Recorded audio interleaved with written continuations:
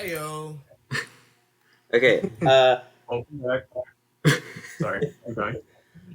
Last time on Dungeons and Dragons, And dragons. I said that And on like Dungeons and Dragons and Dragons. Dragons and Dungeons. There we go. place. There you go. Oh God, what did we do? None of them have even happened yet. Not bad, right? Oh my God, why can't I remember what we? Oh, we went to the Academy of the Seven Sages. We talked to the weird Dragonborn who's the head of a magic academy but cannot use magic himself. Found out that we have a couple of like, what were they called? It wasn't artifacts. It was we have special items from the gods. I think artifact is a good word. Yeah. We like have religion. yeah. Relic. I like relic. We have several religious relics amongst our party. Fathom got uncursed. There was a whole thing where we buried the skull, and then we almost got found out, and then we faked Inna taking a poop into a hole 30 feet up on a cliff, and, and somehow got away with it thanks to, honestly, it literally would have failed if it were not for Christian's wheel and woe ability. It gave us exactly what we needed. Sometimes you gotta poop in unexplained places. 30 feet up on a cliffside. I hate that he fell for it because of The smell. Yeah, I hate that that's what got him. What did we do after that? I think we just kind of talked about the plan for a while. If you don't know what you did, you probably went shopping. That's usually the answer. We didn't go shopping this time. But that's a fair assessment. We I get why we got you uncursed and got a dragon egg. Yeah. Yeah, there was a lot with the dragon egg. You forgot all of that. Session. That was last session? I thought it was the one before. That's why this one's playing Dragonhood. Well, I get an egg around for a whole session. I've carried a bag made of elven flesh with a dead fish in it since session like 15. That's rough. Fontaine. Yeah, I think we just ended the session talking about our plan for today. Yeah. We opened, I believe, with you approaching the crowd in the Sapphire District. So you made your way through the gates effectively. Is that where we opened, or did you? Yeah. Yep. Yeah. Yeah. Okay. You made your way through the gates. The group of you wearing your nice clothing, albeit looking a little uncomfortable in it, and with your companions Defina and Calm Like Rain, you walk down a large kind of main path in the Sapphire District. You see ornate buildings on either side of you. This place is expensive. That's the kind of the sense you get walking through the streets. You see fancy elves all around you, their hair done up, they're wearing very nice clothing, and they're all chatting, and it seems like everybody's funneling toward the kind of this greenish building you see at the end here on the map. Are we on the right map? Yeah. Yeah. Out of character, just to remind myself, our plan is to listen to what he has to say, the speech that he has to say, and then after the finale or the biggest part of the speech is kind of over, we get what they're going to do. Fathom turns me invisible. I have the dragon egg that's also invisible, and I go out. What? I cast Long Strider on you. Yeah, and you cast Long Strider on me. I go out into the crowd, get the attention of the dragon, being like, I got your in, little fuckers. Once the dragons see me and they start trying to hopefully attack me, I get on Horsey. I ride around Horsey so I can get the destruction of the city with fire or acid or whatever they have. Hopefully escape somehow. And if everything goes wrong, I go into the ethereal plane. Also, I break the dragon egg. Yeah, that's the plan. Okay. just for order of importance, you have to go out on the horse so I can turn you and the horse invisible. That I can do. Actually, and I If I guess I cast could it also as- cast Shield of Faith on you and give you +2 AC. Ooh, I'll- how long I'll- is Shield of I'll- Faith? 10 minutes. Yeah, that would be awesome. I think I'm gonna I'll need it. cast it as a second level spell, so I can get you on the horse too. Awesome. Make the horse go faster? 10 In feet. theory, How wouldn't you mu- only need the horse? Since she's riding it? Oh. Good point. What What does happens to the the horse though? do it on both if you can? I think that might I actually. will. I think that's a good idea. What does the spell do again? It Movement speed. increases movement by 10 feet and I'm gonna use the sorcerer point or whatever to double the length, so it'll be 2 hours. Awesome. Could you put it in the chat? Yeah. And then Shield of Faith increases me by 2, which I know, which is awesome. And you and the horse will be invisible for an hour. And I would also like to know if it's possible or comfortable for me to have the egg in one arm and a shield in the other arm, and if I would have a secure grip on the egg. We can. Wait, what was that? Was that a question, or was that you stating that that's what you were doing? I would like to do that. I want to know if the egg is big enough, or like too big, I mean, for me to have it in one arm. The egg is roughly bowling ball sized, so you could have it's not as heavy as a bowling ball, but you could hold it in one. Like a rugby ball shape, kind of. Yeah, just a little, I like that. definitely have it. And if Okay. and if need be, since you have Daz's Pawafui, you can just like tie it around like a little baby carrier.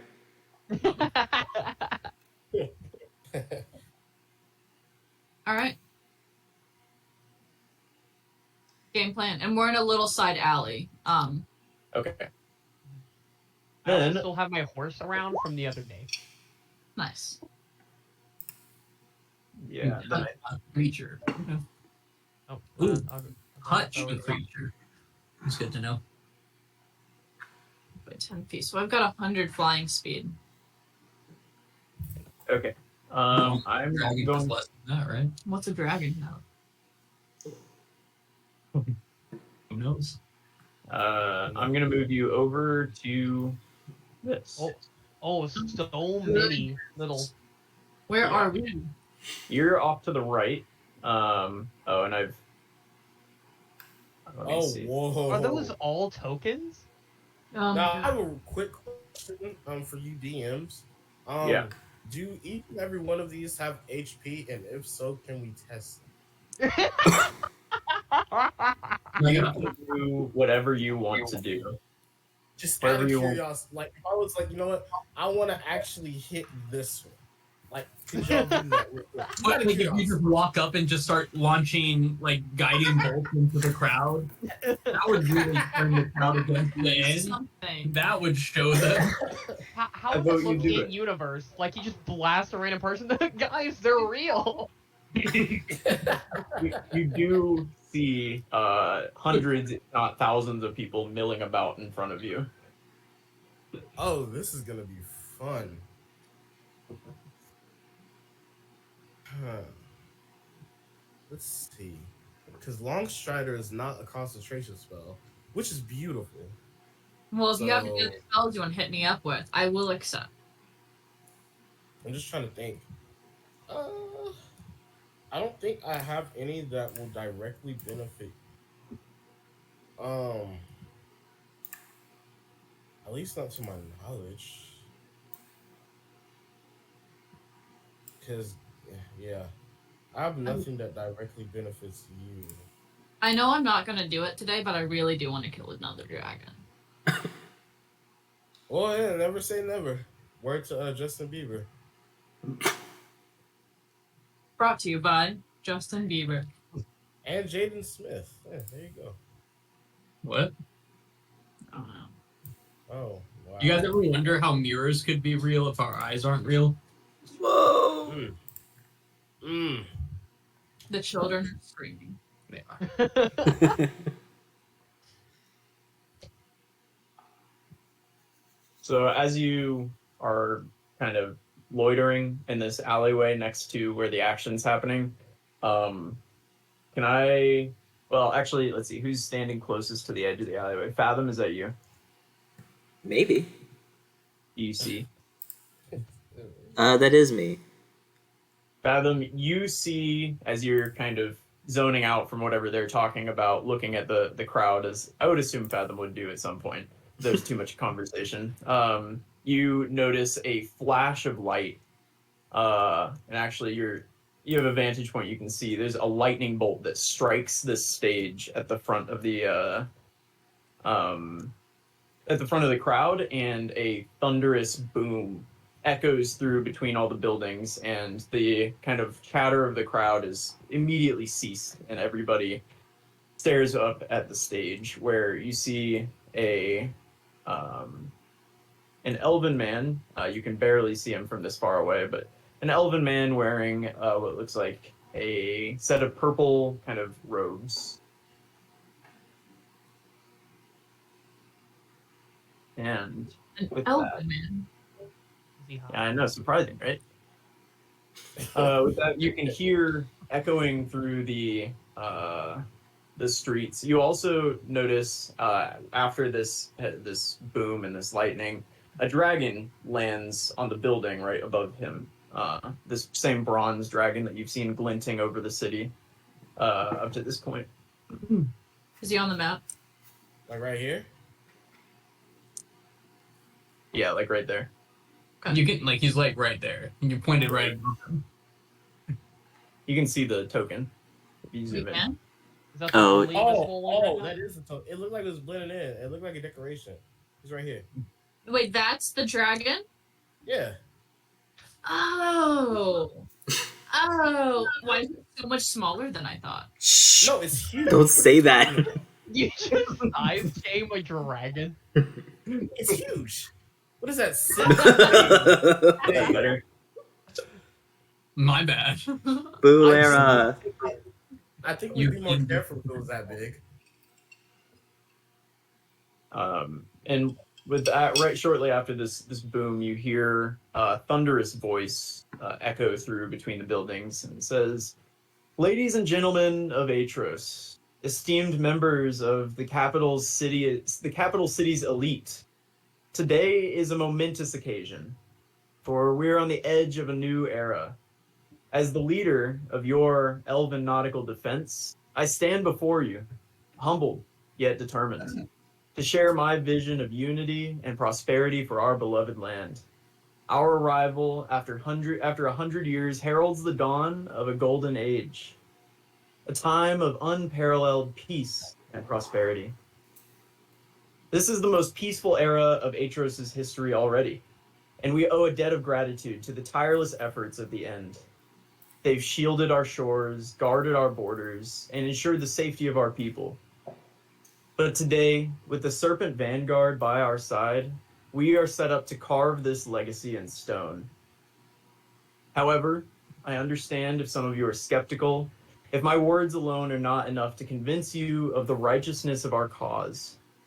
I invite you to witness the undeniable truth that we have the gods on our side.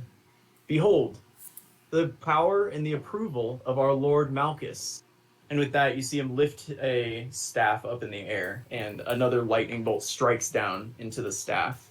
And with that, a loud clap of thunder kind of rains over the crowd, and a cloud actually forms over top and begins to downpour on everybody, just absolutely drenching everybody, basically. After a few seconds of this, he swishes his wrist, and everything ceases. And he'll kind of give that a second, and shortly after the cloud disappears, the crowd lets out in a thunderous applause, and everybody seems really into what just happened. Everybody's clapping and cheering. And he'll say, "And that's not all. Elda, the Lady of Peace, smiles upon our quest for harmony. Sent a divine messenger," and he'll kind of motion to the side, and you'll see a very a very light-looking creature, kind of far away you guys are, but you can see that this seems like a very pale and very bright color. And as they step up to the stage, you'll step up to the front and extend wings off of their back. And these massive, like 8-foot-long wings extend off of their back. And so he'll bring that out. And again, you would recognize this as at least a caricature of an angel from how far you are, but it looks like an angel to you. And again, everybody cheers. After the cheering dies down, he says, Malchus, Eldath, Ogma, all the gods themselves stand with us, united in their favor for the convergence of elves and dragons against the world. Together we possess the strength and wisdom to shape a better future. It is a cause that will usher in an era of prosperity, of innovation, and of unrivaled achievements for not just us, but the entire world. The convergence of our strengths will forge an unbreakable bond, transcending the barriers that have hindered progress for far, far too long. My friends, today I call upon you, the city's elite, to embrace this vision and lend us your support. Stand beside us, and together we shall navigate the seas of uncertainty and chart a course to a brighter horizon. So without further ado, meet the newest members of the Serpent Vanguard, Silvariel Lyrastra and her dragon Aurelius, and Elysia Zephyr with her dragon as well. And with that, you see a black dragon will descend from the skies and land to the left of the stage. And off of it will hop a person. Same size. And then a smaller red dragon will descend, and another person will jump off of it. And you can see that people kind of start stepping up and like looking at, and it seems like they're doing almost like a meet and greet up there now. Yes, Dazith, did you have a question? What was the other dragon's name, and which dragon was not named? Yeah, 1 second. I forgot to, like, What was that first name again? sometimes we write names and then you have to say them out loud, and that's It's much easier to write them than to It feels like you all did this to read yourself, them. you know? Silvariel Lyrastra. That name generator. Wait, that was a writer though, right? All right, though. That Silvariel Lyrastra came with the black dragon, named Orint. And then A good enough name for you? Elysia Zephyr came with the red dragon named Virelis. Ooh. Putting that in the chat. Marshall, write this down. I did. I good. already wrote it all, but I just don't know if I did it right. We don't need it. Yeah, but with this naming convention, we might have saved this like dragon egg from like a terrible fate. Oh, your dad's name is Orinth. I'm so sorry. We're gonna take care of you now. Or Mom. Yeah. Oh, oh man. Make assumptions. I'm sure how dragons have babies. Look, all I'm saying is this purely biological. Because that's how that works. Yeah. I was say, I'm the only parent here, so if y'all need me to explain it, I will. But I hate that. The dragons are the same, so obviously they're gay, right, Dazza? oh yeah, you're right. You got it. Do gay dragons have babies? Only gay gnomes. Gay No, gnomes. no, Only gay. there'd only be gay dragons if they were the same color. It's red, so it's okay. All gays are gnomes, but not all gnomes are gay. Wait, no. All gnomes are gay, but not all gays are gnomes. There we go. There you go. Like, are all gays gnomes? That changes everything. You're a gnome. Hey. Come like rain, also a gnome. Also, Is the speech over? Doesn't sound like they're saying anything else. Right. Damn, tell her. Show team. All right. No. Is everyone focused like on the stage?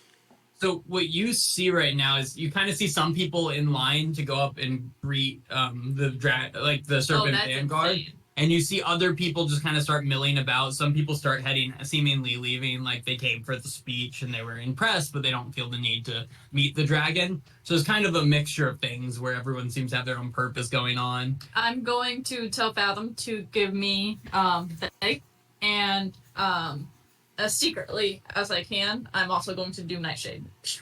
I go to pull out the egg, and instead I pull out the red skull and hand it to you. Give me a stealth check. At disadvantage because you put a giant black horse out that Black just horse? exudes energy. Horse. You put the black horse out. Oh, okay. All right, turn me invisible. Yeah, level 3 invisibility. But you did give me the Yeah, egg. we throw that. I in the did give chat. you the egg. Wait, Okay. I touched them both first with Long Strider. That's right. And I don't need a touch. I'm just saying Shield of Faith. Okay, so they have Long Strider. There is Shield of Faith. There is but level 3 just allows you to do a second person, right? Second Yes. creature. Yeah. Okay, Nightshade's there beside you, looking pretty small in the grand scheme of things. let me find our peoples. All right. With that, can I just move Nightshade instead of both of us? Sure. Yeah. Okay. I want to. Go for it. I just want to, like, before I turn them invisible, I want to walk up and give Inna a big hug and give her bardic inspiration. Aw, So it's an extra D8 to add to an ability check at some point. at some point. Okay. Mhm. I'll try not to die. Is it within an hour, correct? I believe so. I'll try not to die. And with that, I'm going to have Horsey fly about 5 feet above people's heads. Okay. And I'll go to right there. I'm gonna look at the dragons when I'm right here. Are they looking at me or do they notice me yet? Give me a perception check. We should get out of the alleyway. Also, I don't know if it does a whole lot. Her stealth check was at advantage because of Kawaki. Okay, that's good. Well, it was actually just at neutral because it was at disadvantage because it was before Yeah. it was invisible. She was just popping a horse out, is what that stealth check was for. Yeah. Okay. Yeah, you're like scanning the crowd, and the only thing you really notice is that the people under you are like, it got really hot all of a sudden, right? Like that sun is baking my head. Is it because of the rain? As like everyone directly under Nightshade is confused by the intense heat above them. Yeah, Nightshade is on fire at all times. With that, I'm going to move to the dead center. Oh. And I'm going to raise the egg with one hand above me. And then notice and see if I get the dragon's attention. Yeah, give me an insight check, because you can definitely see the dragon better from here. Meanwhile, what are you guys doing over in that alleyway? Are y'all staying right there? I'm watching her. I'm not going. I'll be right. I'll move myself actually. Yeah, move yourself to where you could have made it within a reasonable, within the time it took her to fly over. Only, to be fair, that's a building. The blue lines represent buildings or trees. Oh, that's me. I was just moving myself out of the way. Lorel is the only one that can see them. So Right. So how far do you think I could reasonably make it? you could make it, give yourself like a movement and a half to 2 movements in the time it took. I assume she's flying pretty slow and carefully, and she waited for a second. So give yourself 2 full movements worth. I think we should Alright. get out of the alleyway and try and like mingle with the crowd to not look suspicious. Like talk excitedly about the dragons and like try and make our way closer. Yeah, Death is it's so cool. He was like end stuff on top of his heavy armor. That's what we decided last session. Yeah. So I was still in disguise. So yeah, I'm just gonna act like I'm patrolling. Good. Yeah, That's you smart. guys. Fathom, are you staying in the alleyway with Calm Like Rain and Defina and Mako, or? No, Mhm. I would have Calm Like Rain by the hand, and I would be like, pretending to talk to him about the dragons and like pointing and whispering as we got closer. Yeah, can I get a deception check, please, Fathom, as you're just trying to act like you belong there? Dazeth, give me a deception check at advantage or performance, or really just any check you think would be appropriate at advantage for your uniform. Laurel, are you attempting to hide it all? Or are you pretty? You sounds like you're pretty focused. 16. Okay, sounds like you're pretty focused on Inna, correct? Yeah. 17 I'm deception. really 17 looking deception. right at it.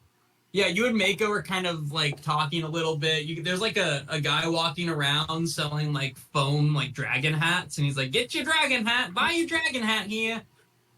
Welcome to the speech. Get your dragon hat." And things like that. Someone better get me a dragon hat.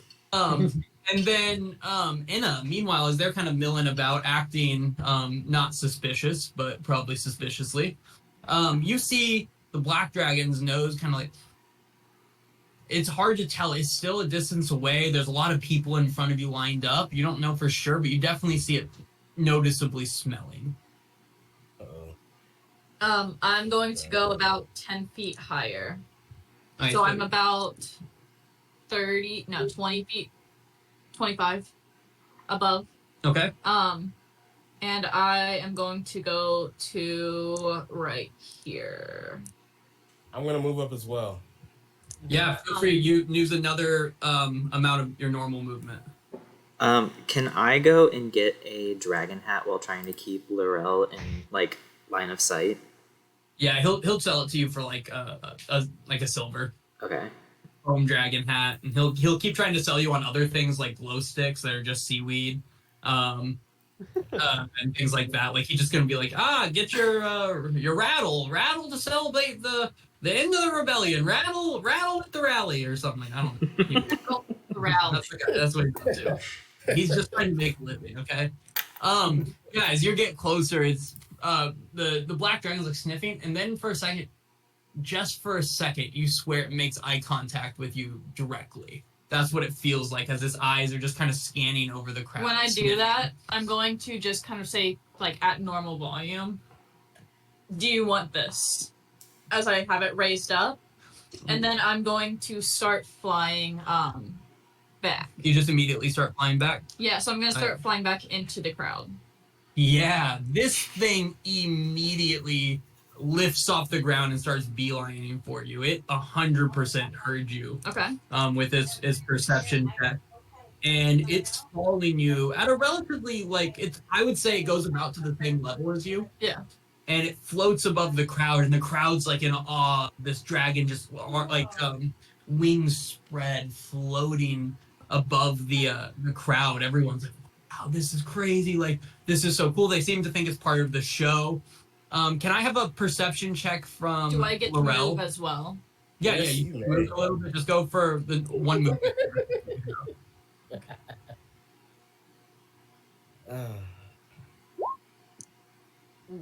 Oh my god.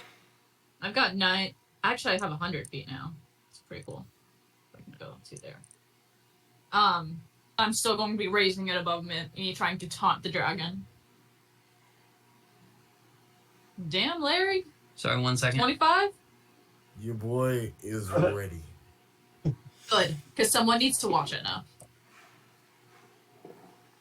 Oh gosh.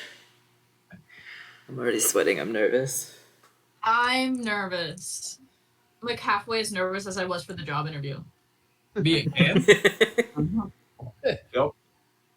Cool. Okay. No, it can't. And whatever it can, it can't. Yeah, So it's scary. Laurel, you see as you're watching this fly away and this thing cruise down the over the crowd, you also notice very distinctly. You notice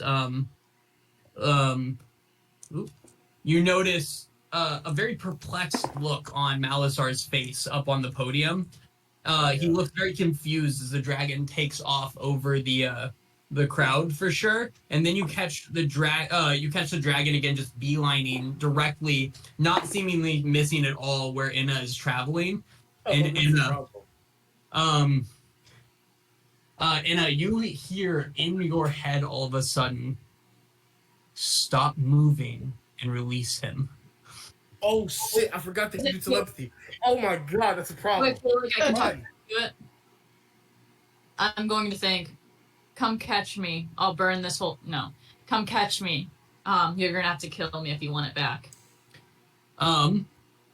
Give me a intimidation check.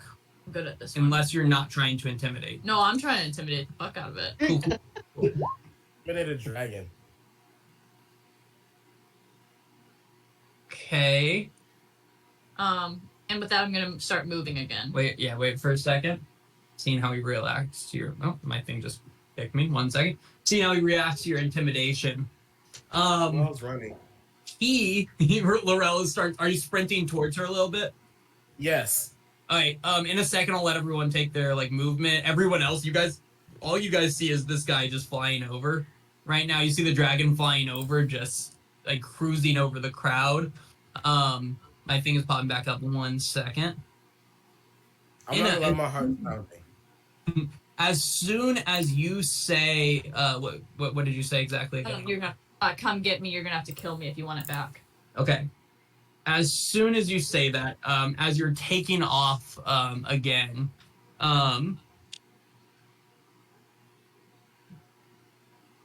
a blast of this like yellow-green sickly acid bursts from the mouth of the dragon directly behind you. Does it reach? Sorry, I was thinking about something Brendan just said. And see if it reaches. No, it does not. So this cloud of acid floats in the air behind you as this kind of small bit of acid spray just starts floating down on the crowd, and it continues zooming up behind you. Do I hear screams? Yeah. People don't like having acid fall on them. And people let out scream as acid falls on a small group of people in the crowd, and they start running out of the way. They have some time. Most of them avoid it because the acid kind of floats as a cloud and goes slowly down, kind of shot out in a straight line. If you think about like a dragon fire breath, right? You definitely notice some people like burning on the ground and such. Basically, the people that got hit look done for, but everyone else, a lot of people were able to dodge it in time, and this thing continues cruising up behind you. So your movement right now, what is your movement 100. right now? 100? Yeah, so you are keeping just a slight lead on it as you guys are flying. It speeds up to start chasing you, but gives me just like a general path that you fly. Yeah, is what I'm gonna ask you for. The circles are trees or the fountain. The squares are buildings. The squares and rectangles are buildings. Okay. And it's gonna follow like behind me because that's what I want. Yeah, no, it is currently at this moment following you, and there is a slight bit of delay behind it. Can I have a perception check from? Actually, what is the passive perception of the others of y'all? Dazeth and So I make it to right here. 9. I have a passive of 17, I believe. Not you, Laurel. You are chasing after them, as you said. Mako's is, let me see, 16. I have a 17. And after, okay, so 16, 17, and 9? Was that 9? Is the other one? Why wouldn't it be? Okay, and this is going to... Okay, cool. That was not important. Don't worry about it. Don't think about it too much. That doesn't know what it is.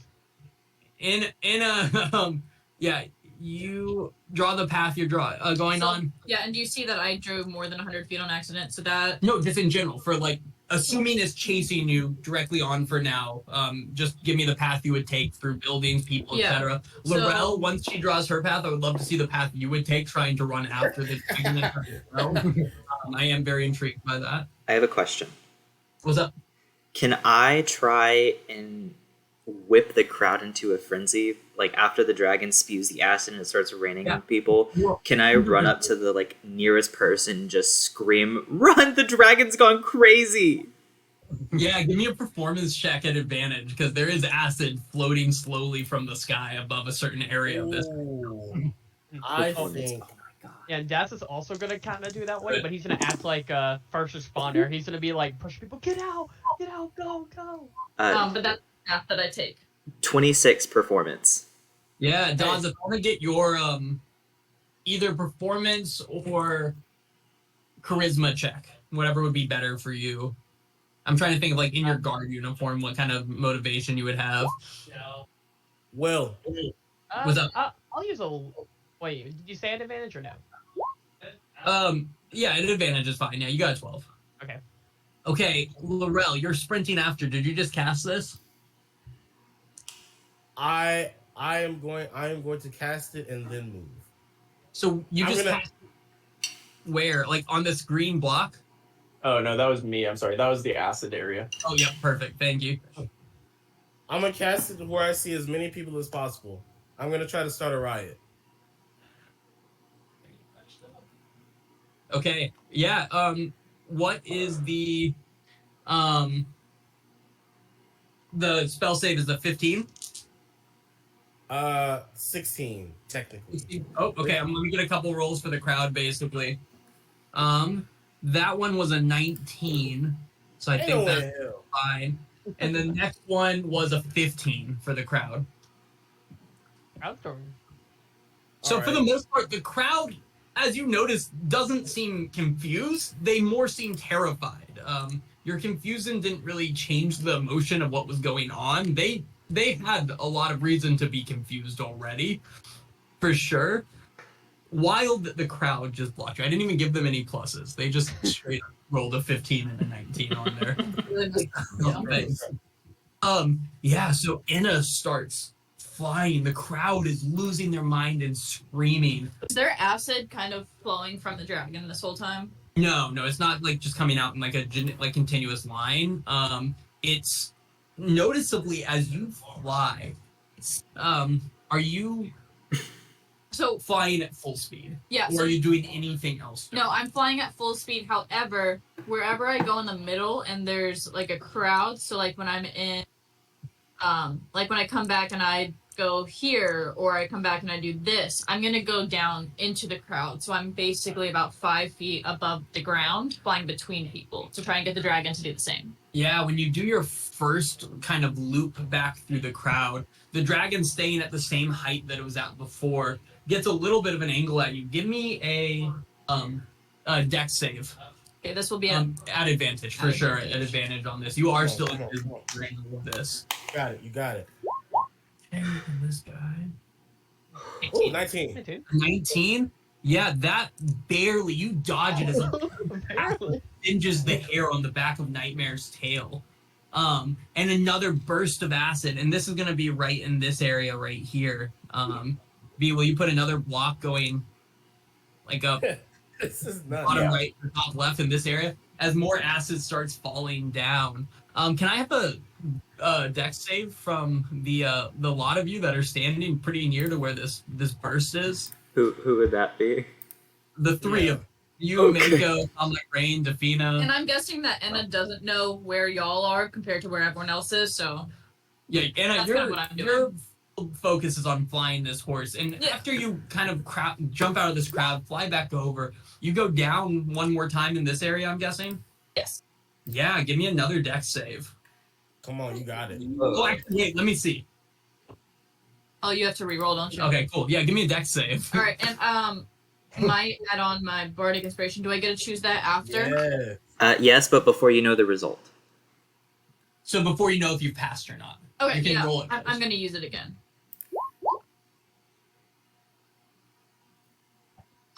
You get a D8. Yeah. Okay, so dex saves real quick from the group. Oh, me too? 15. Okay, 1 second. So 15 total? Yeah, that was for Mako. Mako did not do well. Cool, yeah. Depending on if she is exactly right, I think I know how to ping, but directly, if she's close enough to me, if she somehow gets close enough to me, she gets a +1. No, she did not. Don't worry about that. I don't know what point she is in that flight. We're over here at this point where she's looped back around again. Am I close enough to Dazza for that +1? I don't think so. Sure, why not? Okay, cool. 19. 19, okay. And Laurel, you were running around, so I don't think you were in that area at this time. Okay, You definitely good. So that's just Mako. Mako take 38 damage. Acid damage. What? Because of that failure. 38? I'm sorry. Did you guys think the acid damage was going to be tiny? That's my bad. That's on me. Oh my gosh. You Then were trying to fight these things? Mako take 38, and then also I'm gonna just say Calm Like Rain passes, give him half damage, and Defina. Oh, let me roll for Yeah. him real quick. Roll him Calm Like Rain. I'm Please sorry. don't, please Yeah, don't kill my cat boyfriend. You two, literally like a tiny bit of acid drips on your shoe, but you're able to get out of the way for the most part. 38 for Defina as well, and Calm Like Rain is like barely okay. His hair's standing up on end as he jumps back behind Fathom at the last second. But Defina and Meg, we gotta quit with the cat jokes, man. You can't keep making those about him. are they that bad? Oh no. He is a person. Inna, as you push back, again, you're going down into the crowd, and you keep a pace in front of him where you feel like his acid breath couldn't get to you until you dip down into the crowd. Your angle changes, and he's staying up. So he has that line gets a little bit closer when he does that because it's taking you time to go down and stuff to get down to that level. And because of that, he gets another breath at you, and that fails. You're 15.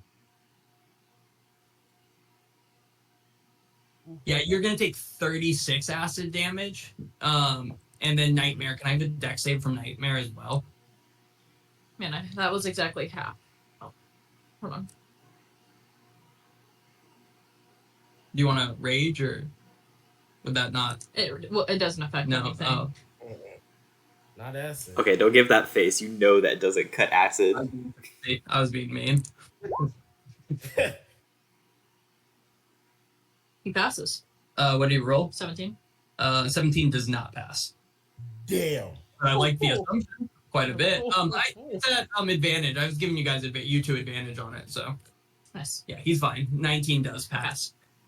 So somewhere in there, if you're looking for the save. At this point, you're looping back over this area. You shoot over a building, and as you're coming down here again, do you go into the crowd again? No, I'm not going to with my HP. I'm going to continue straight because I got that one, and that was my one. Yeah, there's two full like just clouds of acid that have slowly settled over them, and you're still holding the egg, correct? Yeah. Yeah. So this thing zooms behind you. You're making your way. You make your way over the fountain. It's staying behind you, and it's actually slowly getting slightly further away from you.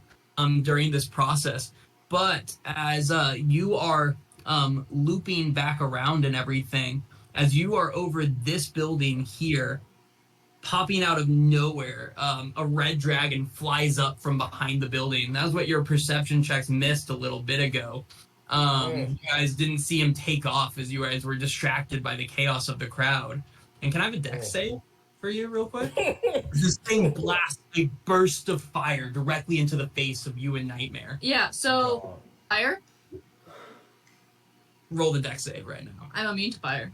You're immune to fire? Yeah. Well, regardless, Oh, what's your dex save for me? We can get to that part. That's awesome. Yeah, you dodge it. What about Nightmare? It's resistance. It's not immunity. No. No, on Nightmare she gets immunity. Yeah. Yeah.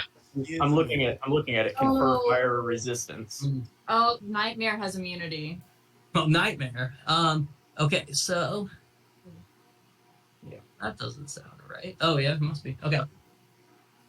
So you actually do manage to wait on a 7 or successful. Yeah.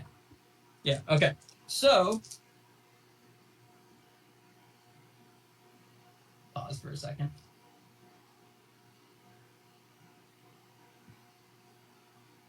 That seems wrong. Is that right? What is Oh, it? that's not good.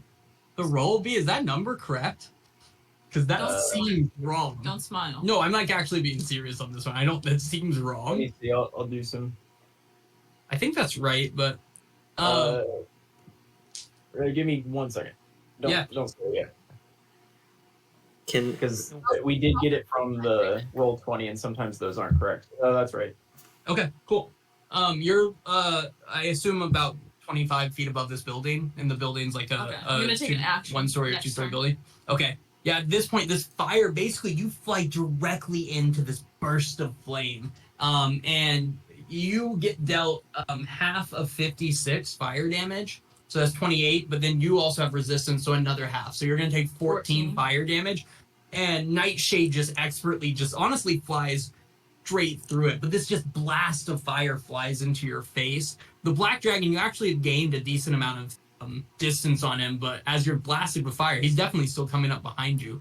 Alright. Real quick, Laurel, what are you doing sprinting around in this? The rest of you guys are, I assume, still, this has happened pretty quickly. You guys are kind of starting this craze in the crowd, dodging your acid damage. Mako's looking a little rough.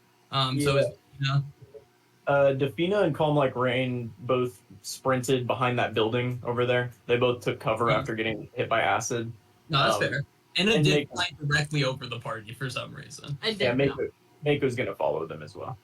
They're just going to kind of lean against the building. Cool. Laurel? I'm gonna try. I'm gonna try to cast Healing Word on Inna. What's the range on Healing Word? Healing Word. Let's see. That's a great question. I think 60. I think it's 62.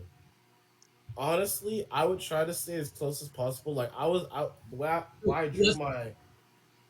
When you got Why- when she crossing over the fountain, you would have been within range of her. Okay, cool. So yeah, throw it. But I guess that was before she. No, you took acid damage. Yeah, let's see it. And that was the Alright, big 14 or 12 or whatever is not much. 14. 14. Fire damage is what you took last. I'm so Alright. nervous. Fighting 3 dragons right now. Give me an insight check or a perception check. Everyone, give me a perception check. At disadvantage, everyone too, because you guys are all doing other things. 18. At disadvantage. Yeah, I rolled an 11 and a 16, and I have a +7. Nice. Nice. Okay. So is that 12 total? 12. Yes. Yeah, and I give back 12 health. And no need for a perception check, Laurel. You were definitely busy doing this. Thank Okay. you, Laurel. So I will say, Fathom, you specifically are the only one that saw this. Yeah, Fathom, you saw this for sure, but no one else seems to. Fathom, you saw during this chaos as was happening, Malisar hop on the back of Arana and just take off. The bronze dragon, and you just saw them fly northeast of where you are, just take off out of the thing and just fly completely away during this process. But you are also currently riling up the crowd, so there's not really time for you to react in this moment. Anna, we're back to you now. This Okay. dragon's behind you, it should be about 80 feet or So, more or less behind you at this point. If it's like directly on my path that I said I was going to travel, right? What? The dragon that Yeah. just blew fire at me. He's on the map. Right? Yeah. Yeah. Yeah, He just so I'm popped, saying- he flew up from behind the building. So no one saw it earlier, but during when you were doing all your swoops around, he flew around. He like flew up and around and was Yeah. waiting to try to come sneak So up on you. have to go past him if I want to. I mean, if you want to stay on the path directly. No. Yeah, so I'm gonna leave the path. And should I draw a new path? Well, are you gonna get back on the path, or are you gonna do something different now? No, I'm gonna do something different. Yeah, draw a new path. Make it a different color if you could. Yeah. Let me do blue. So I'm going to be like, oh, and knowing that the black dragon's still going to follow me, I'm going to go right through here, and try and go kind of in the middle of the crowd. And if I get to that point, I'm going to go 40 feet up in the air and throw the egg down. And when I throw the egg down, I'm going to follow the egg, like do nosedive down to go to the ground. Wait, let's wait for a half second.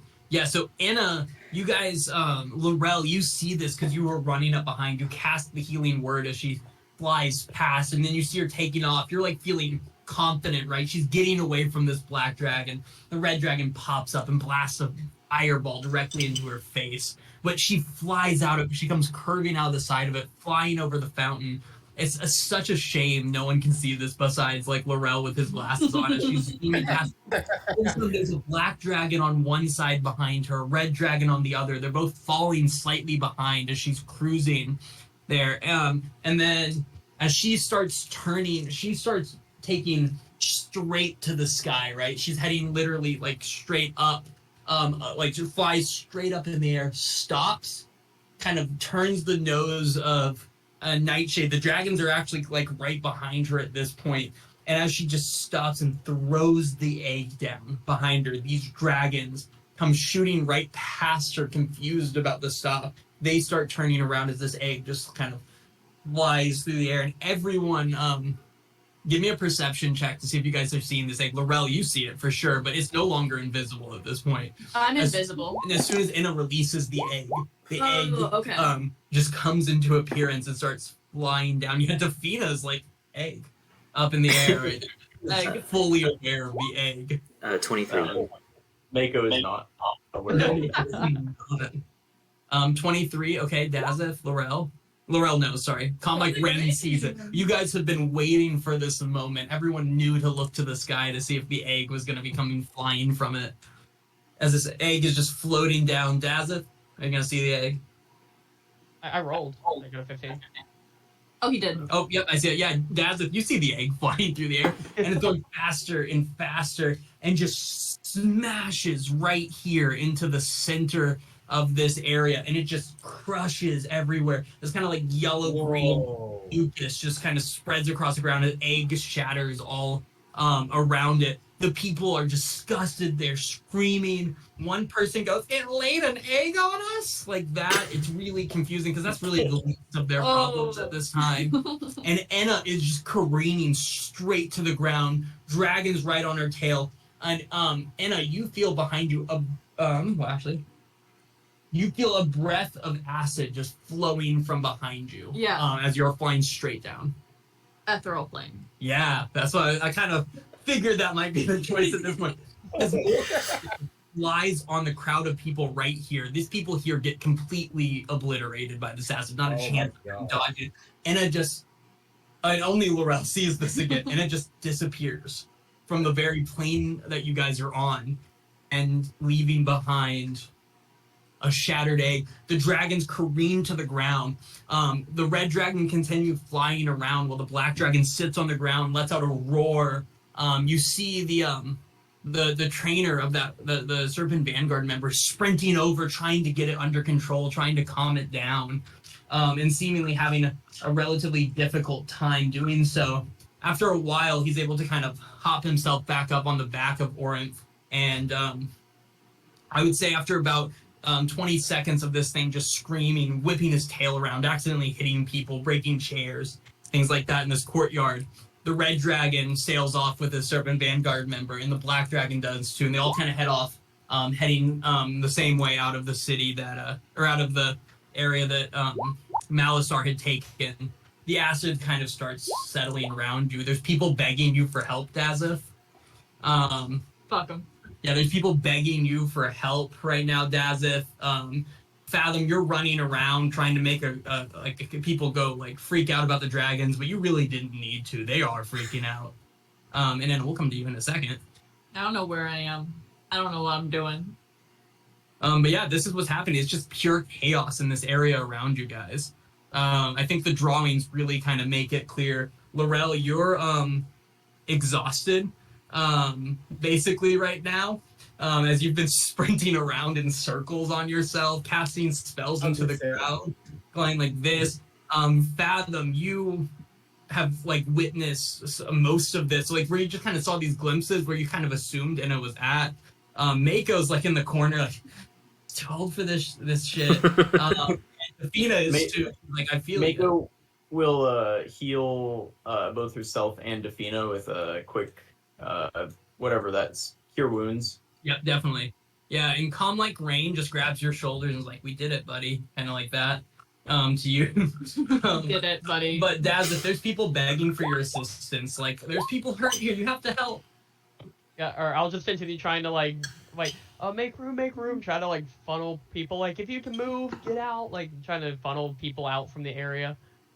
Yeah, is sorry. I'll also try to add to the thing. I'm like, I don't know, the dragons are going crazy. I'll try to add more to the confusion than the Nice. trust. Yeah, are any of you guys doing anything specific right now besides the general just kind of adding to the chaos of it all? I think Fathom would be going around, like kind of pretending to try and administer aid, but kind of like playing off that he can't really like do anything about it, and just making comments to as many people as possible about how we shouldn't have trusted them. This was a mistake. They'll do nothing but hurt us in the end. Yeah, And I'll just do that for a while. some good Samaritans even run up to you guys and ask if you guys were okay. Like, did the dragon acid hit you? Some people are like checking on Mako and Defina to make sure they're all right. Like, oh my goodness, that was insane. Like, who knew that how dangerous dragons could be? Letting them just this is insane. And I would knew? say, What do you mean? about 5 minutes pass, and Laurel, as you're kind of scanning the crowd with your invisibility goggles, you don't notice anything. Meanwhile, Anna, you kind of are just careening towards the ground. In your head, you're like, you just kind of yell aloud, ethereal plane, ethereal plane, Yeah. ethereal plane to Yeah. Nightshade as he zooms down, and all of a sudden it goes dark, and your eyes open, and you are standing in this like dark black green swampy forest. Right, there's these large like swamp trees like hanging over you, kind of like think like Dagobah in like Lord in like Star Wars, you know, where when Like your Lego. yeah. Yeah. Nerd. Dagobah is your How like did you remember the name of that? Nerd. so I know how he knows the name of it.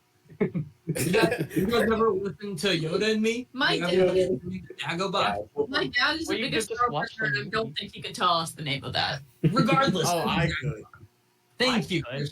Thank you guys. It's not a hard thing to know. Anyway, It's you're not. sitting in this like swampy area, and as you're looking kind of around, as you're standing on this kind of like, have you ever walked on like that like ground where it's so wet that it kind of just goes up and down with you as Yeah. you walk? That's kind of what it feels like as you're standing here.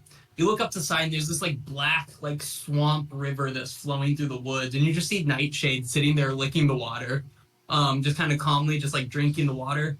As you look further around, there's like a giant red mushroom sitting there that has like a door built into it and little windows, kind of a little patio sitting outside with a little wooden like bench, and like a little nice candle sitting on it. And It looks nice though. yeah, it looks really kind of delightful. And all of a sudden, this like fling person, like just kind of opens the door and walks out, and just kind of looks at you and goes, "Hi, welcome to my plane. Oh, I see. You have my horse now. Okay. My horse. No, it's good to see Cassius is being taken care of. I named him Horsey. And Laugh at my name, Dad. he's like, oh, I heard a joke recently. Here, let me tell you. Okay, how many? And can I have you make a wisdom saving throw? Oh my god, this is vicious mockery. Wisdom's. Oh no.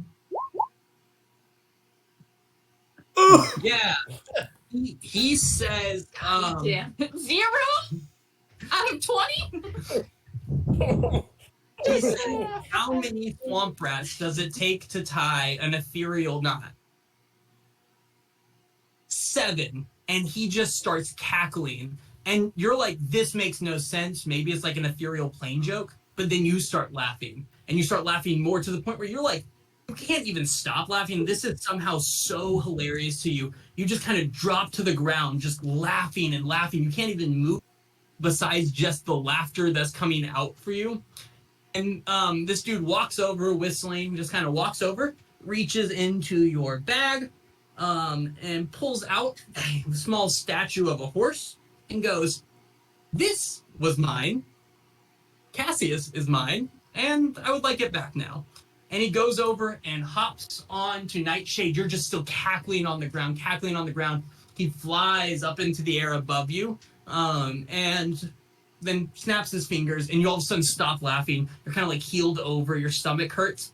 And he goes, and bye. And you just disappear. And you find yourself standing in the fountain, kind kind of singed. Your stomach is hurting from laughter, and you find yourself back in the fountain inside the Sapphire District. He took Horsey?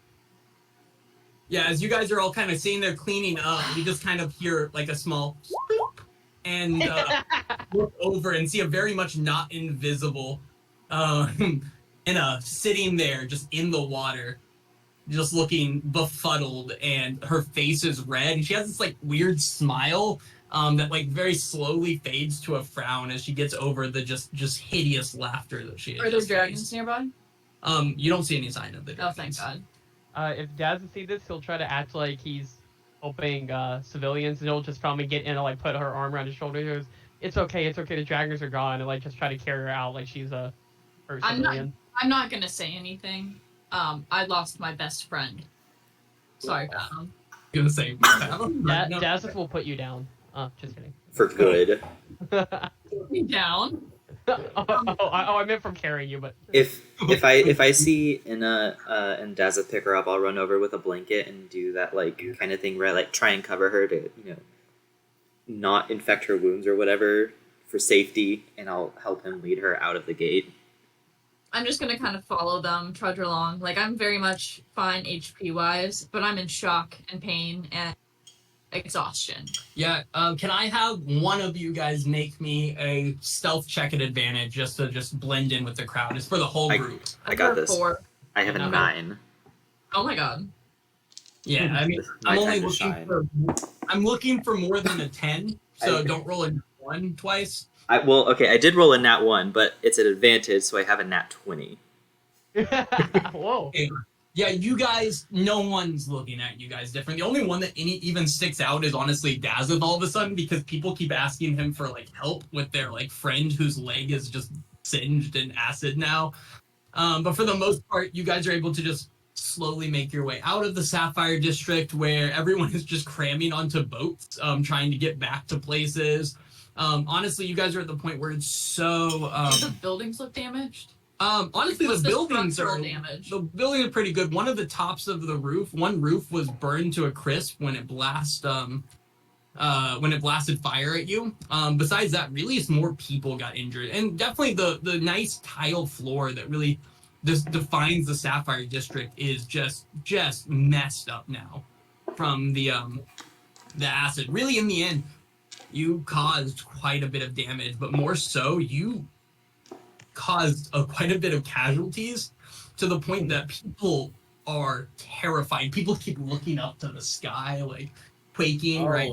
My goal was more casualties. And people keep looking up and like looking afraid and stuff. But nobody can see a dragon flying in the sky. There's no sign of them above you at all, as you guys are able to make it back out. And I assume y'all took your rowboat over here, at least for the group that doesn't have the ability to swim. Maybe the rowboat came and the rest of you guys swam or something. Well, we had our nice clothes. Oh, that's true. Maybe you guys all rowboated over here. It's a huge rowboat. Why not? Like one of those Titanic rowboats where they fit like 20 people on them. Maybe that's the rowboat. You went with Titanic We could have rowboat? just brought our whole ship. Well, there's not a lot of dock space here, and y'all guys don't Oh. really... Y'all aren't the clientele that gets to park at the Sapphire District. However, there are small boats that are taking people to and from different sections of the city. And after waiting kind of in line for a little bit, you guys are able to either get to your ship or get to one of the ferries. And where do you guys head from here? What time of the day is it? It is about 9 p.m. at this point. It is nighttime. The sun is almost completely set. And is going to insist that we go back to the bar or the hiding spot. The Pixies, or the place under the Pixies pint. Yep. Yeah. Well, I think this would be a great time to take a quick 5-minute break, and then we'll come back after that. All right. Yeah. I'm gonna take Nova. It might be a little bit more. Okay. Great job, Kara. It's, Wait, we can. you were muted. Oh, 10 minutes. Great job, Kara. are we muted? Yeah. Thank you. I tried. Let's do 10 minutes. Come back 25 after.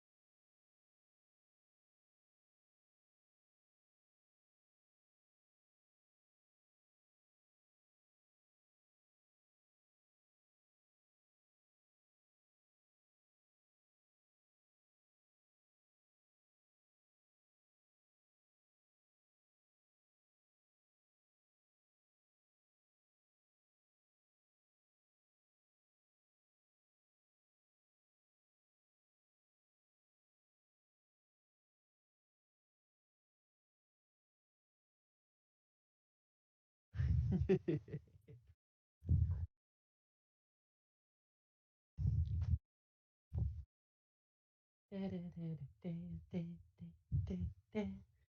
don't waste my time. I'm starting to rewrite, what, disappear after.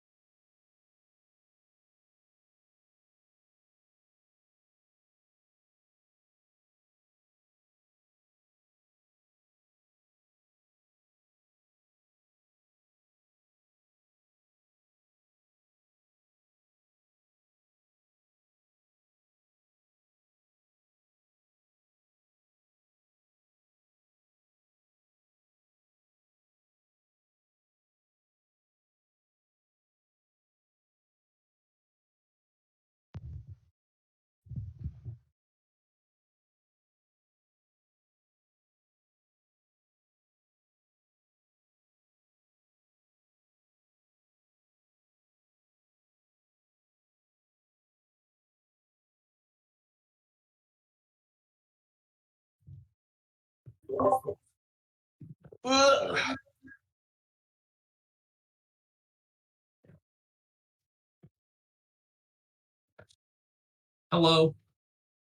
Hello. Hello. McKaylee's back. McKaylee, Hey, yo. Brendan got you acid blasted. He did. I did. And then you went and took cover and healed Defina and yourself. Because he also got Defina acid blasted. And Calm Like Rain. No, Calm Like Rain dodged it. Yeah, but he still took half of the damage. That's true. That's true. I was considering turning him into an eagle and like flying, and then I was like, that's not a Mako move. I was like, she's gonna hang out here and then wait until something requires her action. Brendan, She's tell me about superconductors. I don't know what a conductor is. I have no idea what a super. It No, I conducts. was the right person to answer. I wasn't sure. You might know more than me about superconductors. You can make a real good battery with it, and you can make floating electric trains. That's what I know. Oh, I saw that on Twitter earlier today. And people are freaking out, but it's just like a single article worries me that like it might not be like, is it repeatable yet, or did they experience it once because of a fluke? Colby sent me What it. we Like, talk- I for you. what we think talking about? the superconductor stuff. Hell is that? First ever room temperature superconductor was produced, which Apparent- normally temperatures near like 0 Kelvin, which is like negative 273 Celsius. Oh my God. Right. Apparently, it's supposed to be like, isn't it like super cheap to replicate? And they're going to be like testing it in other places. I think Friday. Yeah, apparently it said it's supposed to be like The the stuff superconductor in it is in any lab, like the that are ingredients. happening today. Yeah, and it can be made with like super cheap equipment apparently too. Something different. No, just something different. No, they're doing different things. Today they found a Korean research group for the first, or published the research for the first time about the first ever room temperature superconductor. And what's that? From William and Mary in Virginia. That's where they did it. Oh, what Colby said was a Korean research group. It was a Korean Twitter person.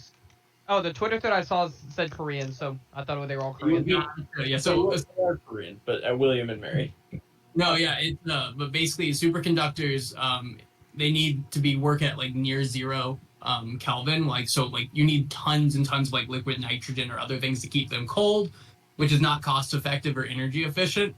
But if you can get it room temperature, you can have basically it's like a really good conductor, right? So it's like a really, really good, you can make really good batteries with it, and you can make really good magnets as well. So like electric trains in Japan, a lot of them run in superconductors, where that's how they float above the tracks slightly. And so if we did that, you could do it at room temperature, and that brings the cost down infinitely. So they figured out the way to do it. Potentially, that's what they published on. They're supposed to try and replicate it. I think Friday is, if I remember what I read correctly. I think they're going to try and replicate it Friday, and if that goes well, then they might try and like mass produce within the week. I Oh didn't my think We're gonna disappear. they were confident enough. They actually published the article 2 different versions of it. One with 6 authors and one with 3. Because apparently the Nobel Prize can only go to 3 people, at most 3 people. I was gonna say, imagine being those other 3, but yeah. And it's not even published yet. It's on Archive, which is like the preprint website. Oh dang! So it's like coming on like next month or so, right? I mean, it doesn't. You can submit to that at any time. Like, God, that's Yeah, wild. I No, I mean that I did- could be really That's really huge. could be big. Yeah. And also aliens. Also, Hey, aliens. yeah. Big day. Colby asked me to describe what a room temperature superconductor would mean in football terms. I said Yes. a Cowboys quarterback that could still in the playoffs. be in a playoff. That's basically the thing. Normally needs super cold. The super cold is winning during the regular season. Anywho, let's keep going. You guys, the boat's not gonna drop you off in the brink by any mean, but they'll bring you over to oh my god. I didn't think you were gonna like them. The sour cream and onion seaweed puffs. Oh, she just spit it out completely. No. That sounds crazy. Why would you consider buying that? Try another bite. Yeah. Maybe the second one's better. I'm gonna try it. So this is It's terrible. it's called Sea Monsters Seaweed Puffs. Oh, that's got to be terrible. They didn't Jail. even try on the marketing. Oh my god. What the Ew, hell is it looks that? like a rabbit pellet. Use being nice. It tastes like a sour cream and onion chip with an aftertaste of seaweed. Not good, not terrible. I hated that. That was one of the worst things I've eaten in a while. It tastes a little just like actually fishy. Oh, okay. This episode not sponsored by whatever the fuck those are. Sea monster. Also, there's a rainbow, and I'll put it in the group chat. You guys ever think about the fact? Matter Sorry, of fact, you owe us money for branding. So now we're already Thank off you. track, but like the last campaign had sea monsters reference, but this one are very much sea-based campaign. No, sea Okay. monsters. So I have a question. If everything goes well and the group ends up parting ways, does Mako become a sea monster, and that's what we have to fight? That's Oh my goodness. Is that Nico's gonna be the sea monster back there? I think Is that there was in-game? one reference to sea monsters in this campaign. I believe there's a sea monster reference on your list of leads from Firekeeper, but that's it. Oh. Monster in that lake next to the pub. Yeah, they bet on whether the sea monster would kill people, but it was like a little sea monster.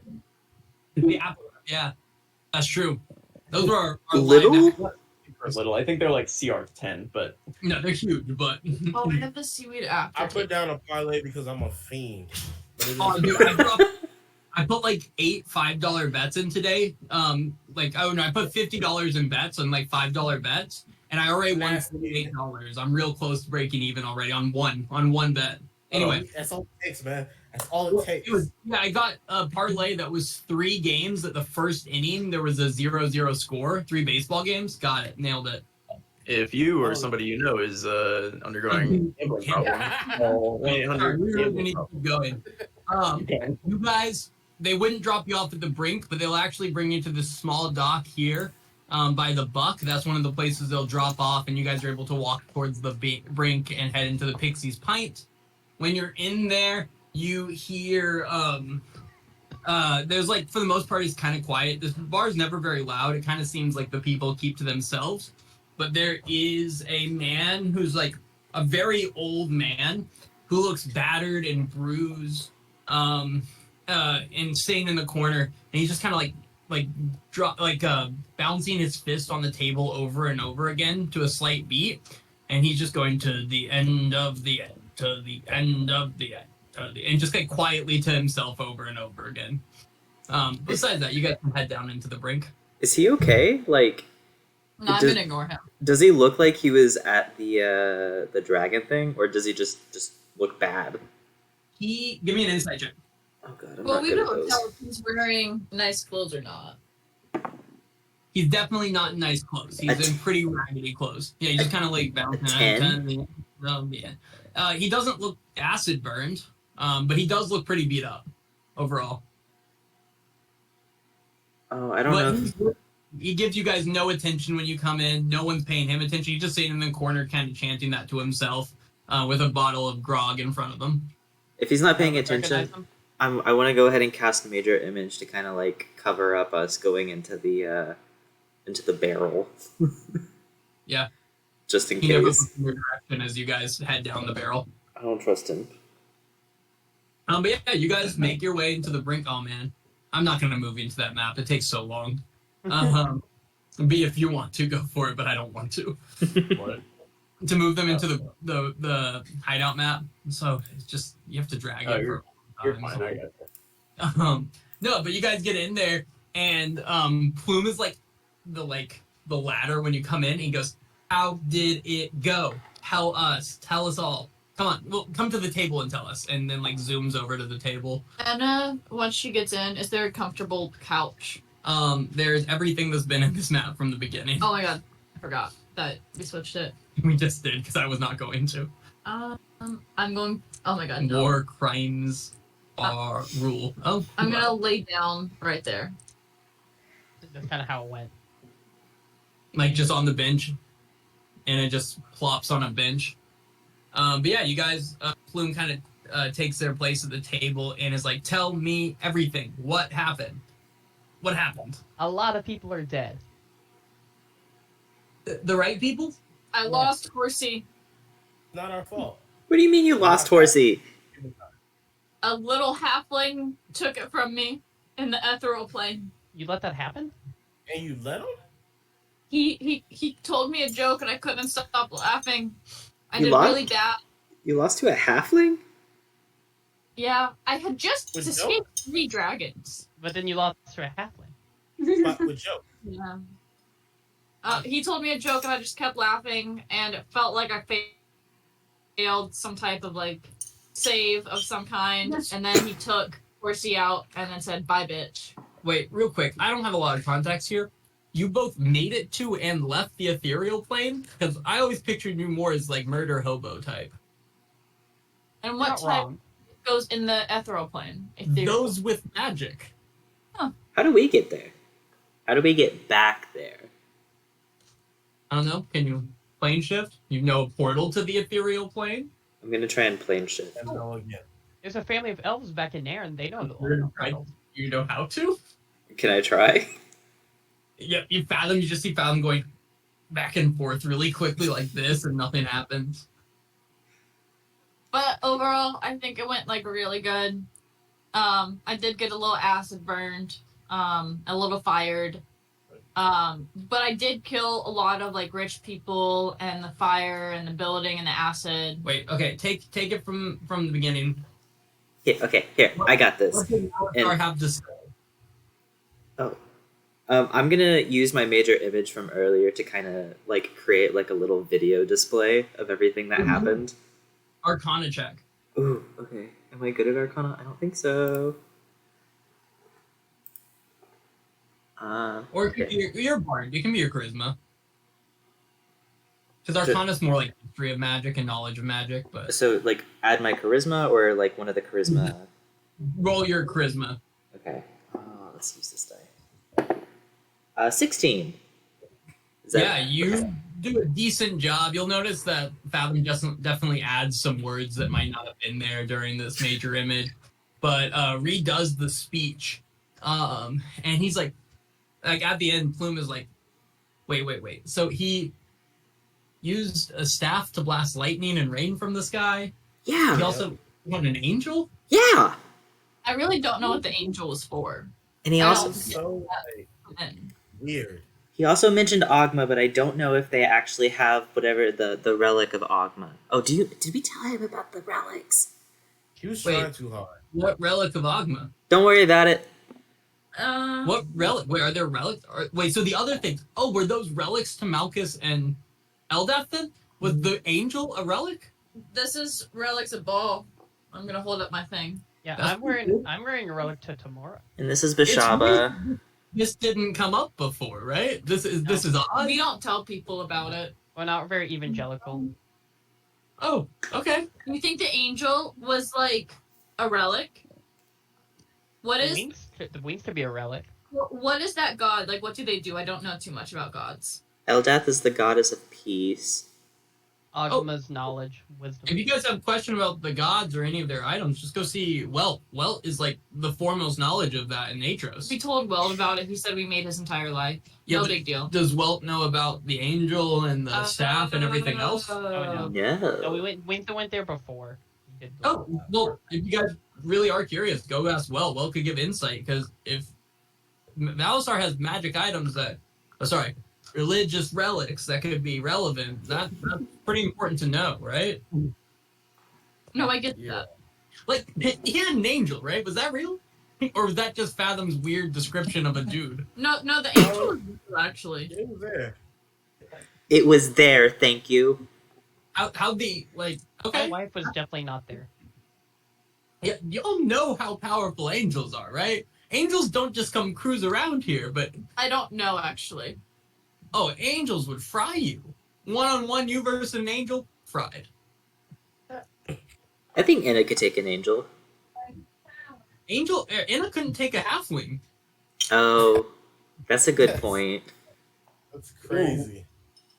That is a good point. I'm embarrassed about it, but I did survive 3 dragons.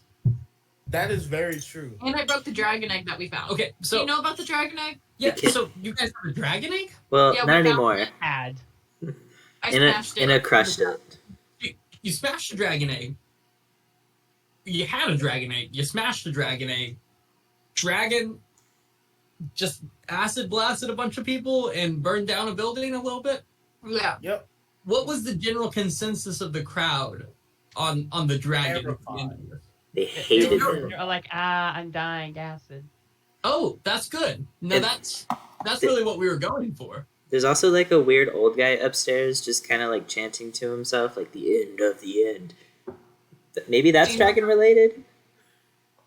No, I don't know about that guy. It might just be a guy. Maybe it's just a general motivated guy who's tired of the end.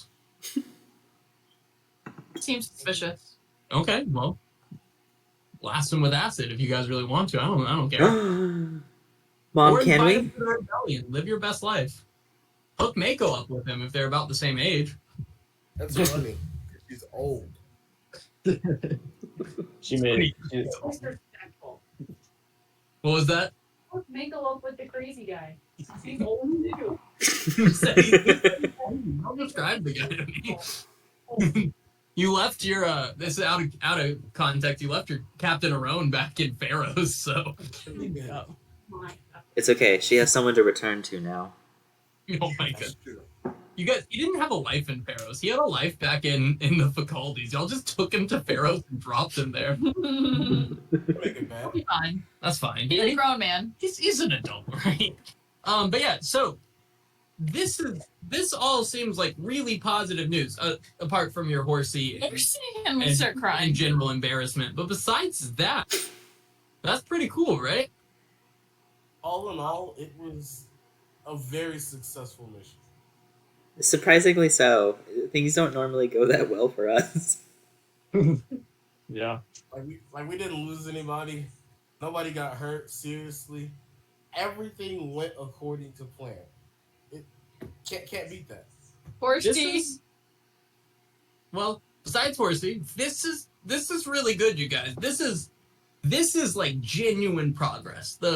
For months now, the people have been pretty okay with the dragon flying ahead. They're but not I going doubt to after do this, that. we're not going to see dragons flying overhead. So that's huge. Real quick, does this mean anything to you? I got this letter.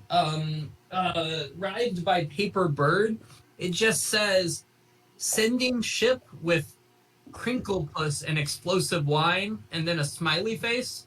Does that mean Oh, yeah. anything to you guys? Because that just sounds like gibberish, right? Is it from No, that someone? means everything. Not signed. Just a smiley face after crinkle-puss and explosive wine. Do Yeah. we recognize the handwriting? He'll pass it around and give me a history check. Everyone that wants to think they might do it. I feel like we know who sent the paper bird, but I forget. It has to be either firekeeper or fisher of men, right? Rolling terrible. History. Ooh. 9. Have you got it yet? And Laurel. The highest has been a 13. You rolled from a 2 to a 13. Hey. Okay. That's without What is giving this? the second best. Cool. You guys can't recognize the handwriting. However, you have only met 2 people thus far that have shown you paper birds, and it did happen to be Balar and Firekeeper. However, you can't recognize the handwriting. It's too hard to tell. And then it'll be all their handwriting experts, except for Mako, like kind of recently, like nailed it, like Well, that letter. I'm But pretty sure Firekeeper is the one that has Crinklepuss. So it was probably Firekeeper that sent this. so, couple questions. Crinklepuss, not a name. That's just It is those a are name. sounds. That's what I'm Um, saying. It's a very sexual gnome. A very sexual gnome. Okay. He slept with like everyone. Yeah. I I'm was gonna- like, I'm gonna side eye Defina. Okay. is Defina blushing? Brendan, is Defina blushing? Oh yeah, for sure. Defina's blushing and kind of like looks down, and then she decides to stand up shortly after that and like look at all the wall. What's going on? So I don't know what like most of this means. Also, explosive wine, that doesn't mean a thing, right? Wine, but explosive. What are you confused about? Give me like scale of explosion for this wine. Well, we have little bottles of wine, which is like small explosive, like a fireball. You know, Oh. you ever met a sir? We Like, we small blew up 2 bottle? sloops with barrels of them. Wait, this is good. Do you know what needs to be mad exploded? The trap. Sure, but the dragons. The halfling that took in his horse. That halfling. Find your way back to the ethereal plane. You can figure out what you want to do with the halfling. But regardless, there's a 0% chance of ever getting a successful rebellion in Aetros City unless people can come into Aetros City, and that gate makes it impossible. If we could blow up that gate, then our friends could actually sail in and siege the city. That's the only way. That's a good idea. You guys, would it do that? Would this wine be capable of that? If we had enough of it, and he's been working for a little bit now. Well, this says there's a ship coming. Does he know where to go? It just says sending ship with crinkle puss and explosive wine. And it came today? And there's a smiley face. We were here yesterday. When so did it came come? today. Today? But it would have taken some time for the paper bird to travel here, so I imagine the ship is well on its way. Yeah, me and Mako can take care of that easily. So And Fathom. you're saying if we get this explosive wine and you guys can blow up the gate? Yeah. Because if y'all can blow up the gate, as soon as that's blown up, we can send for word for Firekeeper and Balar to gather the troops and start bringing people up. Yeah, we easily blow up that gate. Well, dang. I don't know We about do- easily, but we can definitely try. No. That's actually nothing. 3 eagles, Invisible. each taking. Okay, we have to remember, aren't there dragons that are patrolling the skies in this place? Unless they're gone. Well, okay. Point of order. Malishtar, the big guy, did ride off on his bronze dragon. I think he was separating himself from the scene before his dragon did anything, so we may still have to worry about that one. And also, with how the dragons are right now, to keep the public calm, they probably have to keep them contained for at least for a while. Yeah, So we have the city's in full panic. Well, at the earliest, paper birds can travel faster than a ship, but at the earliest, it'll still be a couple days until this. I'm not gonna say the name. Can we call him like KP or something? Does he have a Crinklepuss? nickname? It's Crinkle Puss. Okay, yeah. I mean, Just It's- say it. What, yeah, what, no, are you, that's- what are you being weird about? okay, yeah, no, fair enough. Well, at the earliest, it's gonna be a few days until Crinklepuss shows up in the town. So I mean, there's nothing you guys can do till then. I mean, y'all can figure out something to do with this gate, or if it's probably a good idea eventually to go talk to Welt again. Yeah, we'll do that tomorrow. In general, I mean, I don't know. I mean, I don't have another like defined thing for you guys to do in this moment, but I mean, do you guys have any like ideas on anything? It's getting late today. We could just all drink and party to celebrate the rally. I think so, but where are the dragons being held? That's actually a great question. He flew No to the one- northeast. Malisar did. He flew to The the northeast. northeast, so I'd imagine in headquarters. Because if we could trap them where Well, they... the end headquarters is pretty much due east of the Sapphire District. But that's not a bad idea. But I mean, it was a kind of like east to or east northeast from like we're in the place at the bottom, right, where this was. Kind of. Really would... Sorry, did you ping? Can you ping again? Oh, yeah. This is where we were, right? Yeah, you were right there. Cardinal directions don't change based off how you're facing, right? Yeah, they do. Nope. No, but But relative, like if you head farther south, what was east Oh, becomes sorry. northeast. I wasn't saying northeast like in perspective of the map. I was saying like genuinely northeast based off the sun. Wait, isn't this? Wait, is this not set north? No, No, he's this, saying- this He's is saying this is still kind of northeast.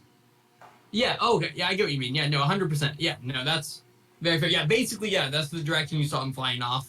But yeah, he's like, yeah, I mean, if you guys find where those dragons are and do something to take care of that, that'd be great. I really do doubt we'll see them out and about for a while, but they're definitely still a threat as long as they're in the city. What Would it be- about... I'm not gonna lie to you. I don't think there's much we can do, but you know. What about see. trying to spread the word of a rebellion secretly? Like getting a rebellion more to the top in the city. Ooh. Do you think that's more possible now? Do you think people are more open to it? I think they'd be more open to it than they've been in a long time, for sure. I think we have to take advantage of that. I mean, it's going to take it won't take long for word to spread, I imagine, but about what happened, I mean, people, I'm sure, will notice the lack of dragon, and I'm sure the people who left the Sapphire District will have stories to tell everyone they see. What if we got some type of printing press done, where we just kind of put out flyers of Printing what? how do people make flyers these days? Writing? I'm sure we can take components of like the pianos we've seen and turn that into a printing press. What is this printing press you keep referencing? What if we I know. The monks of Troya have apparently some really intricate new writing instruments. Would it be something like that? Maybe. But what if we made flyers and basically was just like, get the dragons out, they're no longer safe. Kind of spread the word. I don't I think like the that. flyers would This have. is the only D&D party that thinks that making flyers is a really worthwhile quest, I think. I think that Some people's days. opinions are kind of set seeing their neighbors and loved ones melted. By Yeah. I Okay. don't think a good brochure is gonna help. You Well, love were any of the middle to lower class people there? Us. just upper. They don't want- Upper class. That We is know. upper class. You guys saw, like Brendan said, about a couple thousand people maybe kind of scattered there. It's fair to assume some middle class people were granted access. This was like a nice event. Like some people might have dressed up and made their way in. There's definitely more people than live in the Sapphire District alone there. If we made flyers, they would just be for the people who weren't there, who aren't in those networks. Yeah, but it seems like y'all don't want to make flyers. We could start a smear campaign through word of mouth and just go to bars, get plastered and shit on the dragons. That seems dangerous because I'm recognizable. Oh yeah, your face is everywhere. At first it was just like everywhere kind of, but there's like you can go like on a post and there will be like 3 of your face. Next post, 2 of them. It's wild. They want me dead. And for good reason. Did you see what I did today? You didn't. No, I've been here waiting. Did you hear what I did today? I mean, yeah, you guys told me the story already, but if you want to say it again, I suppose. I took on 1.5 dragons, and I survived. Also lost a horse. It sounded from the story like it was just 2 and one of them left, but not here to. 2.5 sounds really cool though. That's intense because 2 wouldn't be that cool for some reason. Embellishment makes for great stories, Plume. Oh, that's fair. That's fair. I mean, I'm not one to embellish. Yeah, I am, but regardless. What about that Where- person? And I'm talking about the person that's in the corner that just cries a lot. The wet hands guy. Valen's in timeout currently, so we're not going to bring them up. Were they already in timeout when we left? They left it for seconds before they decided to make their problems everyone else's again. But you know what? If you guys want Thalen to calm down, buy him a cat. He lost his cat. He doesn't know where it is. Frankly, there's been a lot of dragons flying around. I'm pretty sure that cat is gone. Out of character, do we give him Calm Like Rain? Stop. In character, do we get him calm like rain? Yes. Is there a pet store in Aetros? I assume there is. Yeah. What's it called? Isn't it? Yeah, Pedro Pascal's Wait, I love that. up in Radiant Heights. It's not Fet's Pets. No, it's not Fet's Pets. It's Pedro Pascal's. That's a good name. I Good like name. it. It's a good name. Thank you. I was pretty proud of that one. Oh, here we can label it on the map now because I'm trying to find it. Where is it? right here. Who? Pedro Pascal's. Yeah. I love it. I'm not suggesting that is how you spend your time. I'm just saying that might get Thalen to calm down for like 20 minutes. I I mean, think Besides that, though, like I do think it might be worth running into Welt at some point and sharing that information. But we probably have a couple of days before there's anything else we can do specifically. We're really gonna need explosives if we want to take out that gate. But in that time, enjoy Aetros. Don't get arrested. And Thalen, can you handle getting shot glasses in a bottle, or is that going to be too much for you? But and he's gonna get up and quickly, like, kind of like the most awkward way he possibly could have done it, like walk over and grab the bottle and then like try to hang on to it under his arm and then grab shot glasses. And he's gonna definitely drop a few shot glasses on the way, but he'll come with 3 shot glasses in a bottle. that's so embarrassing. That's fine. Thalen, can you please ask Valen to get the rest of them? It's gonna be easier for everybody if I just get them. And after a time, way longer than it should have taken, Plume fills the glasses up and says, to the end of the end, or as the old crazy people up above us say, apparently, to the end of the end, right? And he like shoots it back and then like looks at you guys for End of the end. I shoot mine back and immediately reach for Inna's. No, this is mine, and no. I'm going to immediately take it back and continue drinking. I think I threw. Yeah, and Plume will just keep filling y'all's glasses, and you spend the next several hours drinking as a group. Not everyone is required to. Is anyone not? Just out of curiosity. Daz won't. He doesn't No. trust everybody. I'm going to drink an obscene amount. I'm gonna Yeah, take and- Dazit's. You guys absolutely party for the evening as a group, as Dazeth, I think, commiserates with Thalen a little bit throughout the evening and really just pokes fun at you guys and encourages you guys to do stupid things. At one point, he convinces Calm Like Rain he can definitely do a backflip off one of the tables, and Calm Like Rain cannot do a backflip off one of the tables. And after a while, you guys all just kind of find places to lay about the Brink hideout and sleep the night away. And you wake up the next morning, and Brendan will tell you what happens. Yeah, Brendan. Thanks. Thanks. Can I get a Constitution save from Inna, Fathom, Laurel, and Mako? Were you drinking? Yeah, Inna, Fathom, and Laurel. Did it go? I used the wrong dice. I got a 3. Oh, and I got a 9. Okay, Okay. Laurel's Laurel, fine. I failed the con save. Yeah, you guys are gonna have -2 to your dexterity saves today, and yeah, -2 to dexterity saves and disadvantage on your first couple charisma checks that you make today. Oh my goodness. Okay. Oh gosh. All right, you wake up on the boat. You somehow managed to get back there, likely from Dazeth and Mako making sure that happened, but who knows, really? Could have been the gods.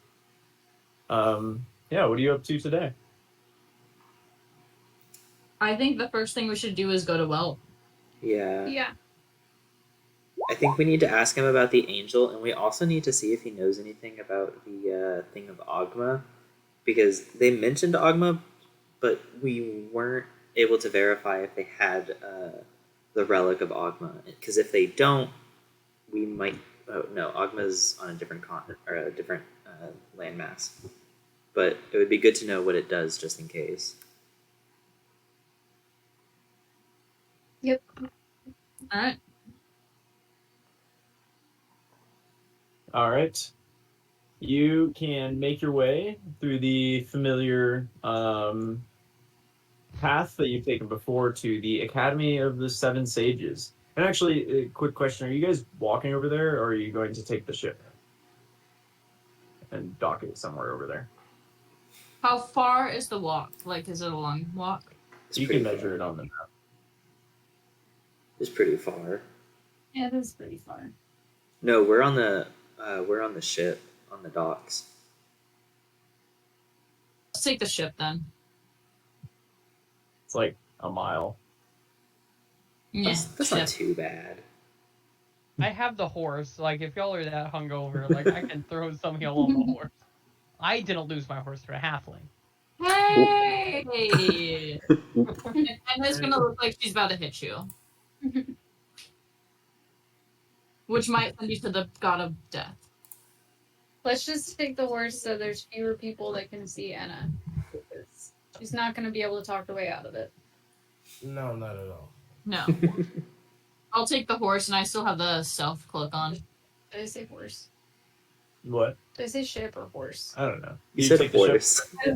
Ship. A longer conversation. You will take the ship. Sorry, I've been in the sun all day. I'm done with this.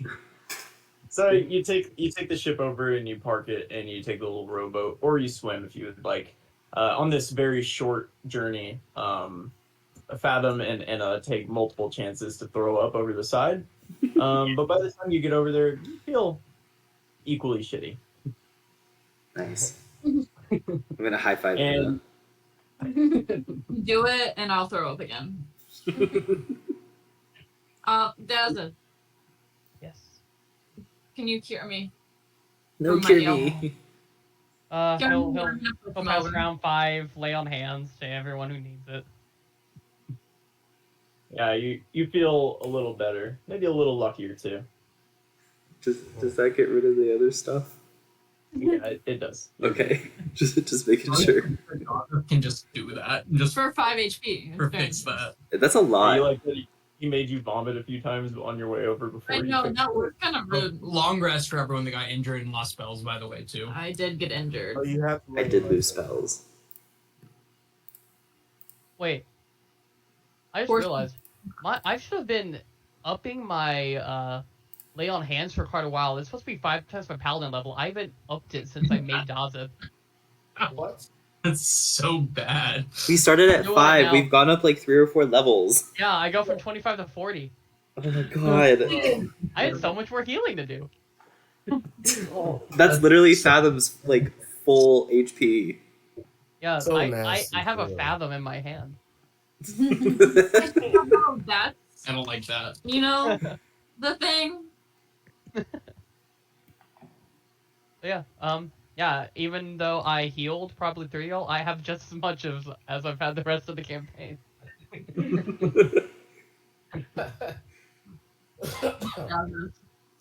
Ooh, if we're sailing past the Sapphire District, can we try and like assess what's going on from a distance? Like, is there anyone? Like, does it look empty from what we can see just passing? Give me a perception check, Fathom. Come on, +7. I'm not gonna use that die again. Okay, 21. As you're leaned over throwing up, you notice the docks are fairly empty, but it seems like there are maybe more working class and like end members that are kind of marching up the steps into the Sapphire District. Okay, cool. Makes sense.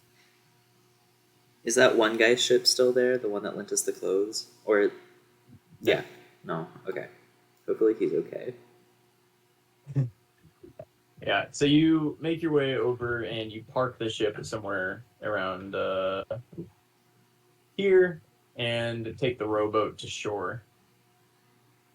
You make your way up the steps into the grounds of the Academy of the Seven Sages and to the office that you remember Welt. As you walk up to this nice ornate door, you see an elderly sea elf man that's like comparable age to Mako, who is walking out of the room and he's like pulling up his pants and putting on his clothes, and he's like looking down when he like looks up and sees you, and he'll just top of the morning, and then he'll kind of keep walking and try to like hurry away from you. That was weird. I agree. Yeah. I'm gonna yell "freak" after him. I keep going at. How long the pot calling the kettle black. Yeah. Yeah. I'll call him so black. Yeah. Why am I a freak? How many skulls do you have in your bag right now? Only 2, thank you. Just for reference, McKaylee and Mako and Anna both just asked that exact same question. Yeah. Oh, You can do both, but they asked it at Same the time. same time. oh no. Fair question. I've become predictable. I think like people forget that how I think you guys as a party sometimes forget the vibe that Fathom gives off. But like we try to remind you with NPCs all the time that Fathom is just giving off this disgusting like Crazy evil vibes. vampire from the sea vibes, and you guys have rolled past it for most of the campaign. I mean, look at us. You know, I get it. I mean, we all know what Anna looks like. Do I need to pull the Don't pull poster? the poster. I forget. No, I won't pull it up. Y'all have it. My Don't worry. arms are bigger than that. Y'all can look at it.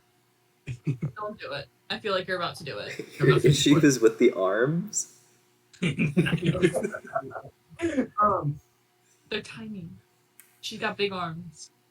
All right, are you guys gonna go in or just kind of hang out outside? Or, I mean, it's up to you. Wait, we're at the Welt's place? Yeah. Yeah, no, we're going in. I'm gonna go in. Is the receptionist there? It's no, the receptionist is not there right now. I'm just gonna walk up to where I know Welt's door is. Yeah, the place is empty right now. Maybe a school holiday, or maybe something to do with dragons that decided to burn a shit ton of citizens the day before. Who knows, really? It's hard to tell. Fathom, do you want to yell for Welt? Not really. The door is cracked open when you guys get up to it. I push it open. Yeah, you guys walk in. You see Welt like full clawed dragonborn feet up on the table, like smoking a cigarette. And as the door opens, back for seconds. Oh, hello. Let me just put that out. Welcome. Is he clothed? Yeah, he's in like a robe, like a nice silk robe. Allow me to compose myself. You did say that you take different lovers every night. I don't think I ever said that. That would be weird for me to bring up to you as a group. However, my renown is clearly famous about, if that word has made it to you. And then he like winks at Enna. And then he turns and winks at Daza. That's when just show his wedding ring and back up. Yeah, he just reaches out and just brushes Laurel's shoulder. Anyway, he just kind of shoves the cigarette out. Last night was a bit of a raucous event, was it not? What? Yes, it was. Yeah. Oh. No, were you all not there? Were you not in the Sapphire District? It was chaotic. There was eggs falling from the sky and acid raining down from above. What do you think of it? Oh, I couldn't care much of any of that.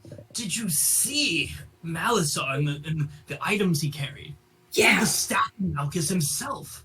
And he like flips through books. I spent all night reading, and I was so exhausted. You spent all night reading?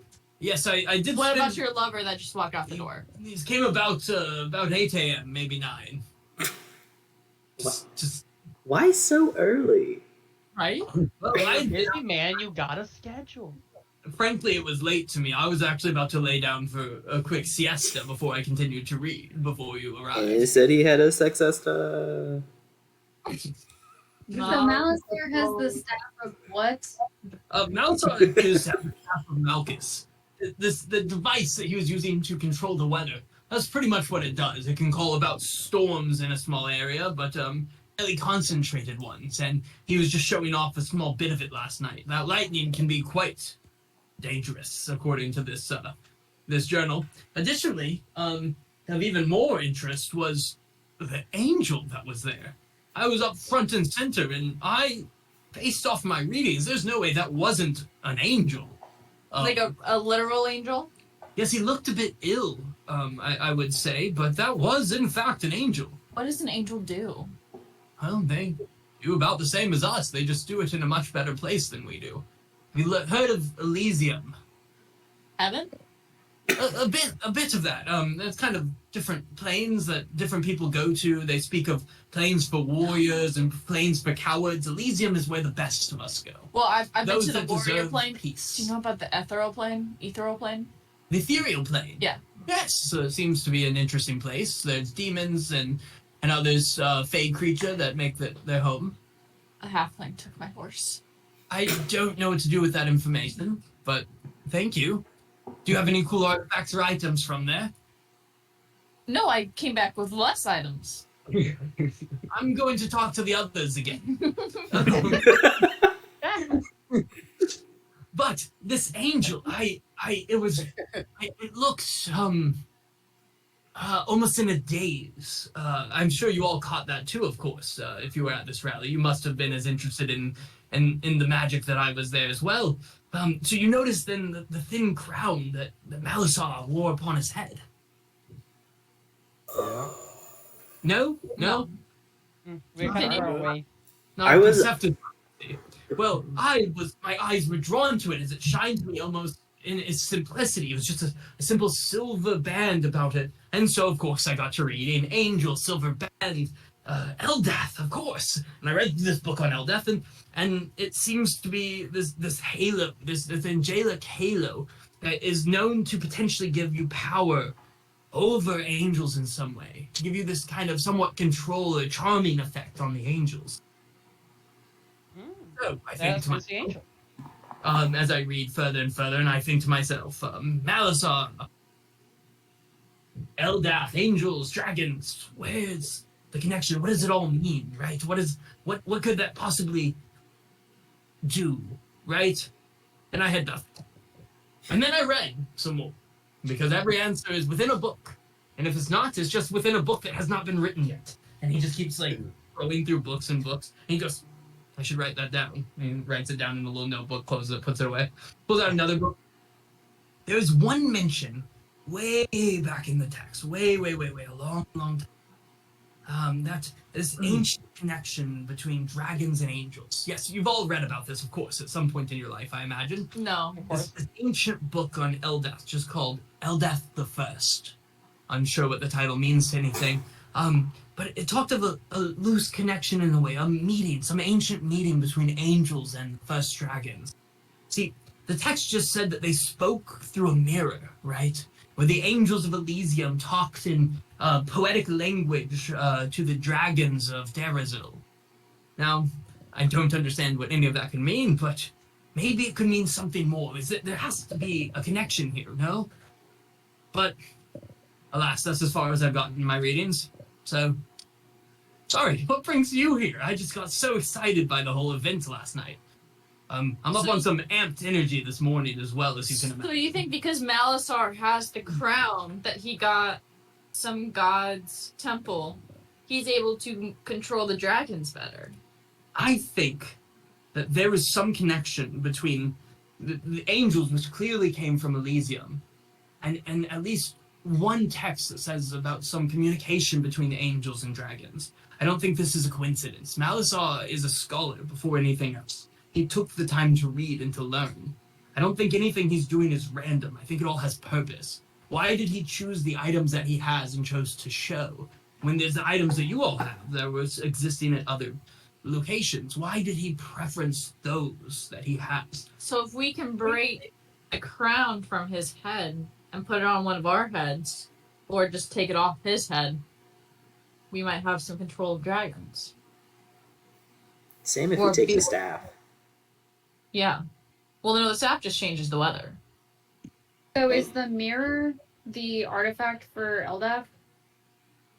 Well, I had to assume the halo is. I doubt this mirror is a literal mirror. It sounded more metaphorical or poetic in the way it was written. I think of this mirror could potentially be some connection, right? Connection that you would need to be. He spoke of Ogma last night, did he not? Briefly. Do you remember our conversation about the artifact, the relic of Ogma? No. Probably irrelevant then, I No, suppose. tell us. If you insist, allow me to grab my other book. And he pulls out this big book on Ogma. The Prism of Convergence. Right? This idea that it can connect planes of existence where the fabric is just a little bit thinner. Maybe that has something to do with this theoretical mirror between. Maybe he took that to mean that there is some thinner connection between Elysium and, I guess, Darazil with the Dragonfly. And with that mirror, I can make it back into the ethereal plane, and I can get Horsey back. I think you're really missing the key points here. I don't know what your purpose really is here. Again, mirror is poetic. The prism may exist, if all your other items do. This prism may be literal. And if you found the correct place on Earth, then very much you could use this prism to travel into the ethereal plane. You would just have to find where that connection is weaker. I'm sure if you read enough of these books, you might find mention to some talk of a plane of existence between the ethereal and closer to here. Would you like to read many of these books? I'm gonna make a gagging motion. And make flyers. Reading and making flyers all together now. Reading and making? But that would mean that somewhere, and it would have to be relatively nearby, I imagine, if it's connected to Eldath in some way. There would need to be a path into Elysium, no? How would he have gotten these angels here? Where would this path to Elysium even be? On our map, this is the Aetros is where the Eldath thing was, right? On the big map, correct? Yeah. Yeah, we can move that. I'll move you to that map real quick. Gotcha. Oh, perfect. Oh. You can pull out your map, right? That you guys have. This is Laurel's been carrying this for quite some time with his labels on it and everything. Okay. Because if that's here, and there are caves below the Sapphire District where we've learned that that's possibly where the first elves came to be, we could check the cave systems underneath the Sapphire District. I think your history might be a bit flawed. The elves came out of the Facaldes. It was the High Elves that first moved to Aetros City and settled here upon the islands off the coast of Amena Thalor before slowly moving inland. That's what I said. Excuse me, I must have misheard. Excuse me, I didn't mean to Embarrassing. dragon-splain the whole topic of history to you. Can you not mansplain? More of a they-splain. Wow, and Wow. it's year 1000. Get it together. Year 1000. So then, what do we do next? Are you involved with us now? What do you want to do next? I think he wants to be involved, but in a different way. But I don't think we want that way. It's fine. Dazzle goes nose. Wait, what is it? No, nose goes. Oh, Mako. Oh, Mom. I wasn't in his list earlier, so I'm not included. Oh, that's fair. Laurel was the last one on the list. Do it for the group, Laurel. Ooh. You could, of course, do it for the group, and that would be perfectly okay, but that's not what I've referenced here. I like to put it out there. I'm very interested in these relics. What fighting skills do you have, or magical skills? Does this always come to fighting with you in magic? You're not magic, are you? I'm gonna take out my blood axe. If I cut you with this, I can make you bleed forever.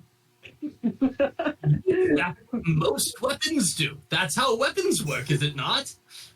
Tell us. This one is seems a smidge distraught today. Is it because of the loss of her horsey? As Yeah. she called. Apparently, it was her best friend or whatever. Like we weren't, but I'm not taking anything from that. And I can literally turn into a horse, and I'm gonna cast polymorph to turn into a horse. I'm gonna start crying, caressing your neck. And Colby has this, right?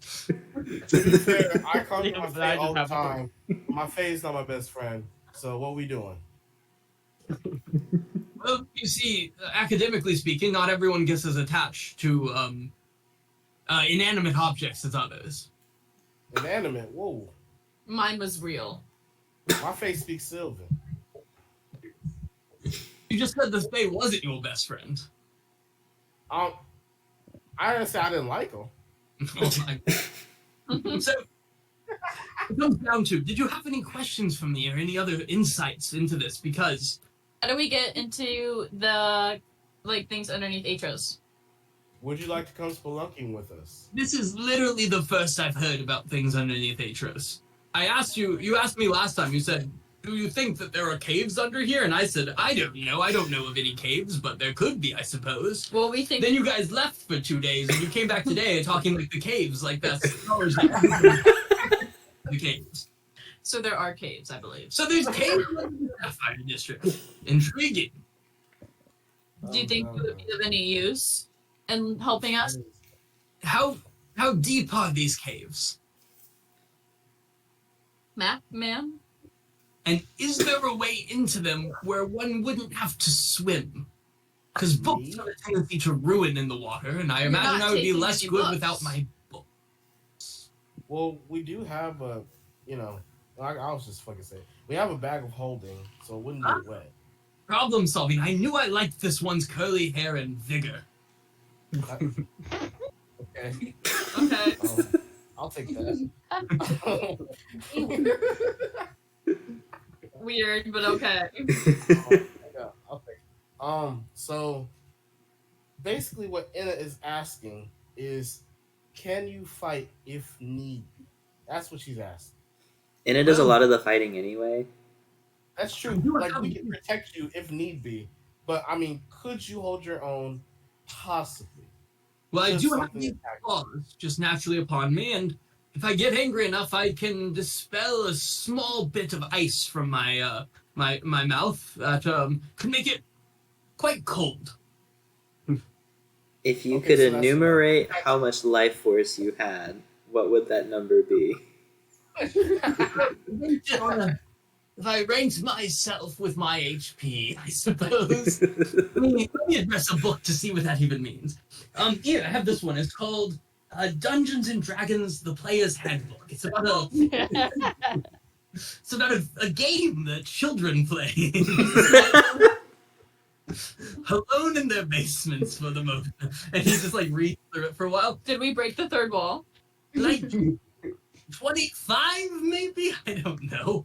That's pretty good. Keep me somewhat safe. I can address my books if you can keep them dry, and perhaps it might just come in handy at some point. We got I you. would- When did you I would leave? take him. Well, if the caves are underwater, he can't breathe underwater. We don't want to drown him. We have another thing. No, we don't. We'll just leave somebody behind. It'd be me. Didn't we have multiple?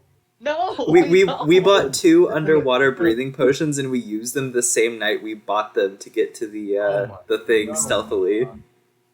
Let me see if I suppose then, if you find an entrance in the future to these caves, or find something interesting, maybe you invite me. I just would like to contribute in my way. Defina's gonna like tap Fathom on the shoulder. Oh, what caves? I thought I could have sworn we heard that there were caves under the Sapphire District. Oh, okay. Yeah, probably. Okay, just I don't always pay attention. Good. Queen. Who did we hear that from? Fathom. Y'all saw them, did you not? Did we see them? I don't even know. You've been talking about the caves like they're old news since you walked in here. You really know how to make a guy feel like not part of the party. If I remember where the caves were first brought up. Hey guys. You know a history. Guys. Hey, hello. Someone else roll. That's not Hello. me. With the plural. What else? Yes. Water breathing. I'm a druid. I can give you water breathing. It's fine. um, And you'd have it for 24 hours. Damn. Again, a man of solutions. There's just something about you, this glint in your eyes. It reminds me of the goddess Saloon and the stars up above. Can you take it down like 5 notches? Laurel, I think he wants your vigor. Oh, So where does Mako remember the caves? oh yeah, Mako did roll a 20 to remember caves. Y'all, when you guys were climbing through that kelp forest, you might have seen an entrance to like a small cavern or cave into the Sapphire District, but more importantly, the priest of Nadinus told you about caves underneath the Sapphire District. That's okay. Thank you, Mako. Thank you. We would literally be dead without you. That is true. I do want to just put some things into perspective. If all that has been said and written about these artifacts, these relics, are true, this prism holds a power unlike anything of the others. The others might give you advantage in situations such as a battle or something like that, but this prism can literally connect planes, worlds that are not connected, or planes that are not connected. Meaning, if you can open the right one, enemies from some far-flung place could make their way right into the heart of Aetros if there really is a connection here. Okay. So keep that in perspective as you journey through Aetros in these next few moments. And if I could come along, I mean, I wouldn't slow you down too much, I imagine. Bring some books, Yeah. but not too many. Let me grab some books. And just starts grabbing we'll come tons back. of them. We have to go buy a cat, actually. No, hey, wait. He can come along if you want. Yeah, you can come. Oh. But like, I mean, if you want to, Laurel, y'all can stay and talk about your vigor. Oh, you're funny. You're really funny. I mean, I'll say pretty much nothing until addressed because we aren't in the place that is normally related to me. So, I mean, I won't be a bother. Like, if we're not in this room, I will say literally nothing unless addressed in some way. It's really just how I am. I'm not. That's really not- weird, because that's exactly how Defina and Calm Like Rain are. They're just really shy. I don't have a room. It's A just room nice. where I'm the main character. Crazy? Oh god. No. I was crazy once. No, It locked So- me in a room. nope. Out of character. This dude's 100% dead because I'm voicing him, right? Yeah. There's not Yeah. a chance. Yeah. oh, dead. He did more than 25 HP. Strong. He doesn't know what his HP is. He was. You asked him an absurd question. And just remember how you took control of the first Flurg, and then he died, and then the one session where you took over so B could be a dragon, he also died? Yeah, that was true. I played B for that one though. I don't know about that. Guys were standing too close to Bug or Kurt, or whichever one it was. And Shazana. Well, they both died. I You got one shot. I was like 5 HP away from that. Yeah, you was almost out of here.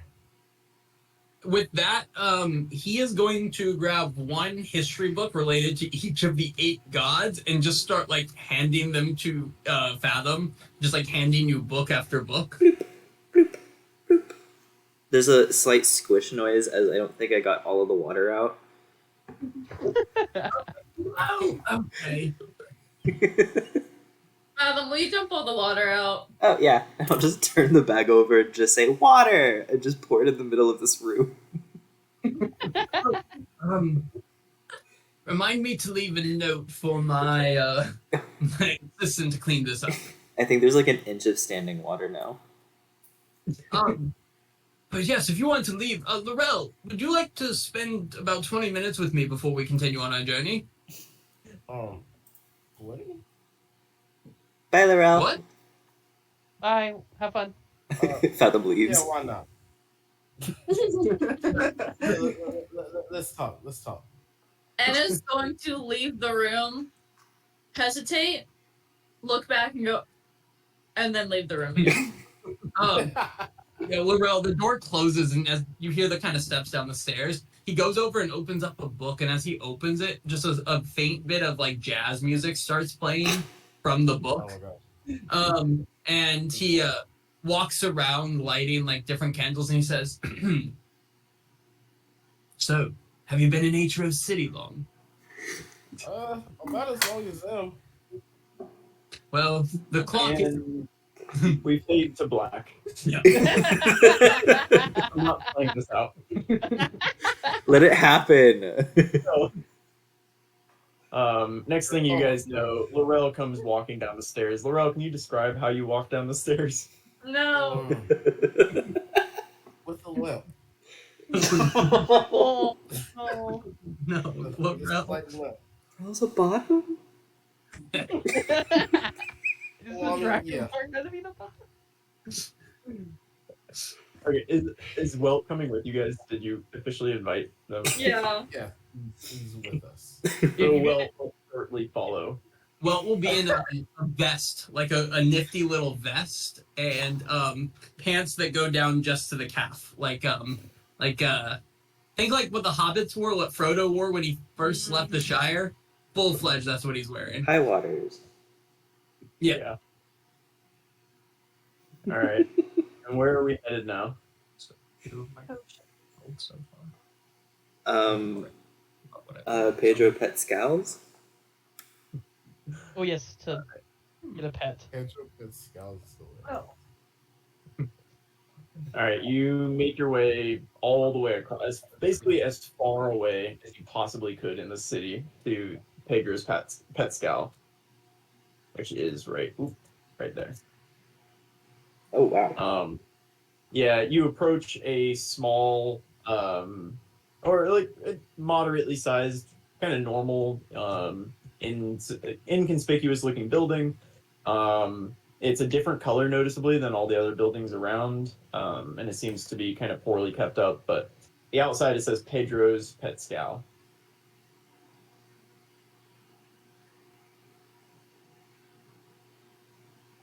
Enna's gonna walk in.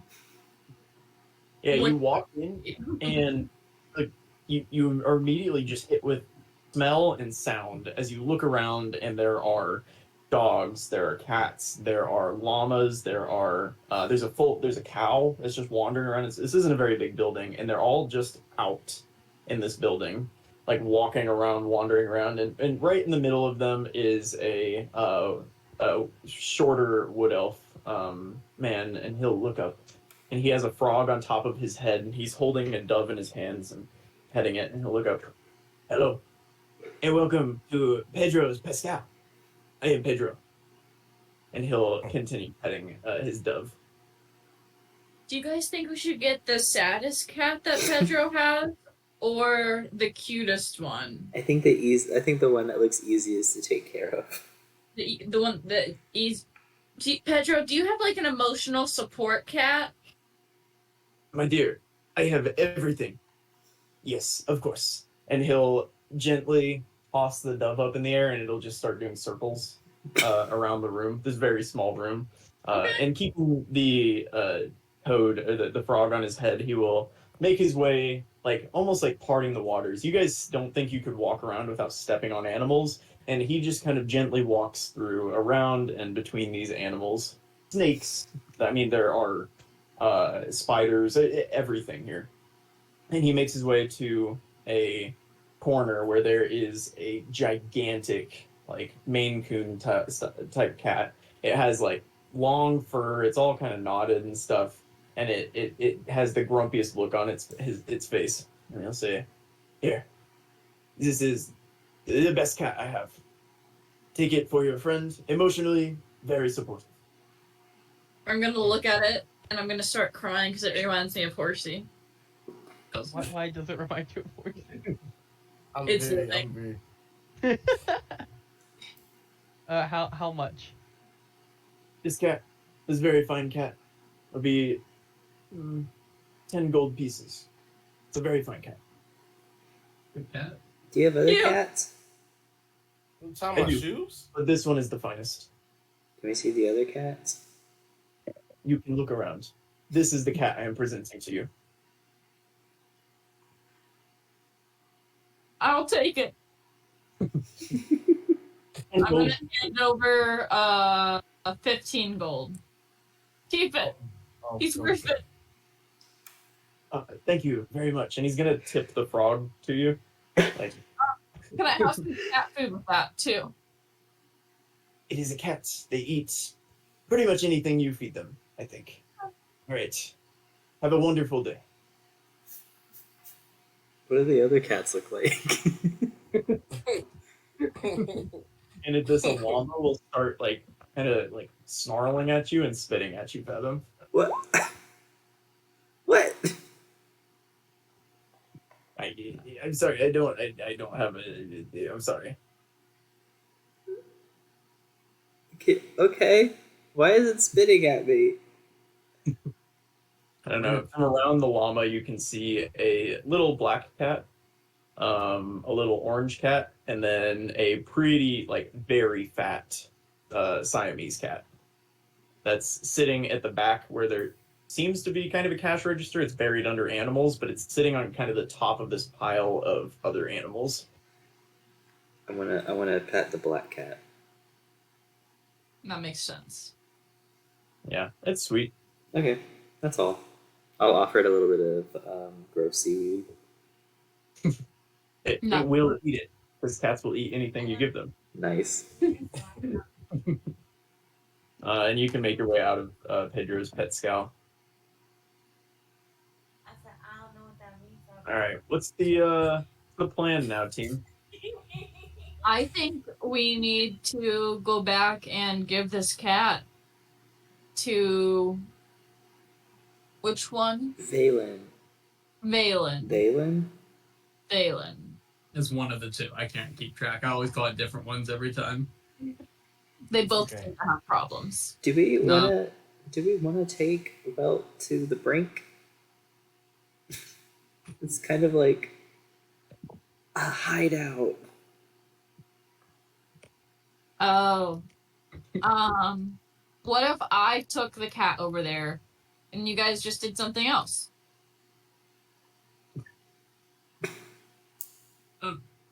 Since you addressed me slightly, I don't mind seeing your hideout.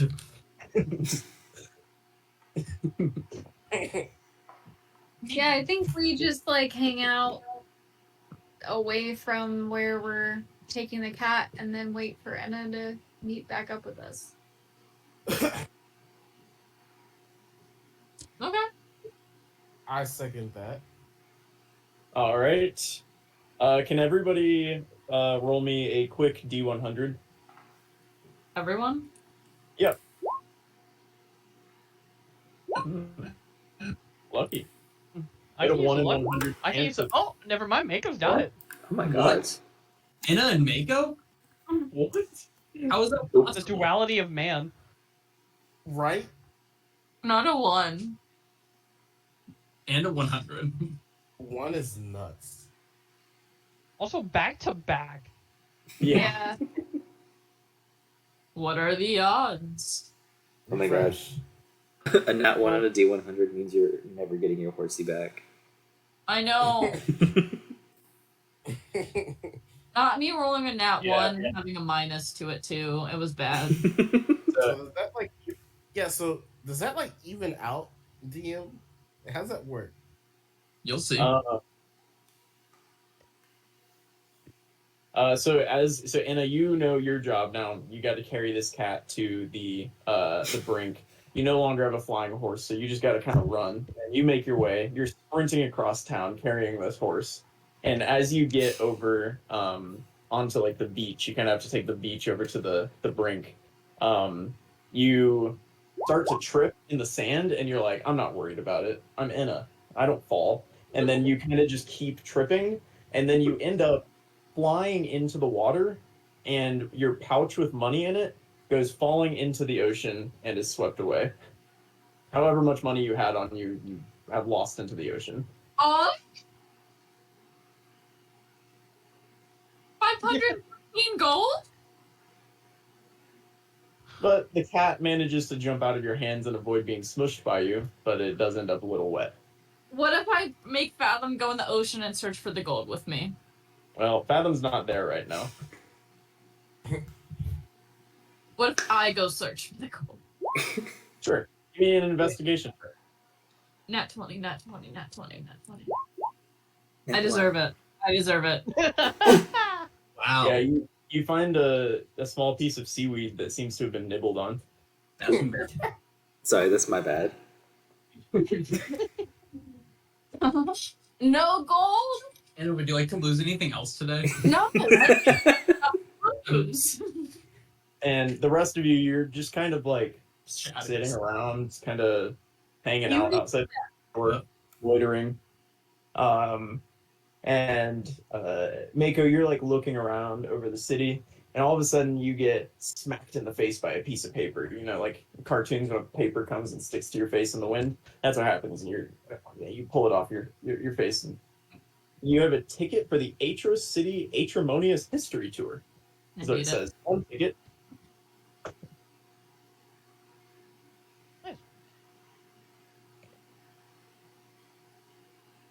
History tour? Yeah. I'll show it to Welt. That's his name? Oh, Yeah. Well, you're bringing me back into this again today. Wow. Yeah, no, this is actually a pretty interesting tour. I've moonlighted as a tour guide myself. If it would be worth your time, if you're interested at all in the history of the great god Atrimonius himself, who, you know, created elves in the first civilization of any existence of men. This wouldn't happen to like apply to what we're working on right now, would it? I don't know, you might learn something, but more importantly, they do offer snacks as part of the ticket price. And you can't put a price on snacks. When is it? it just says admit one. Seems like you might just take it to the place.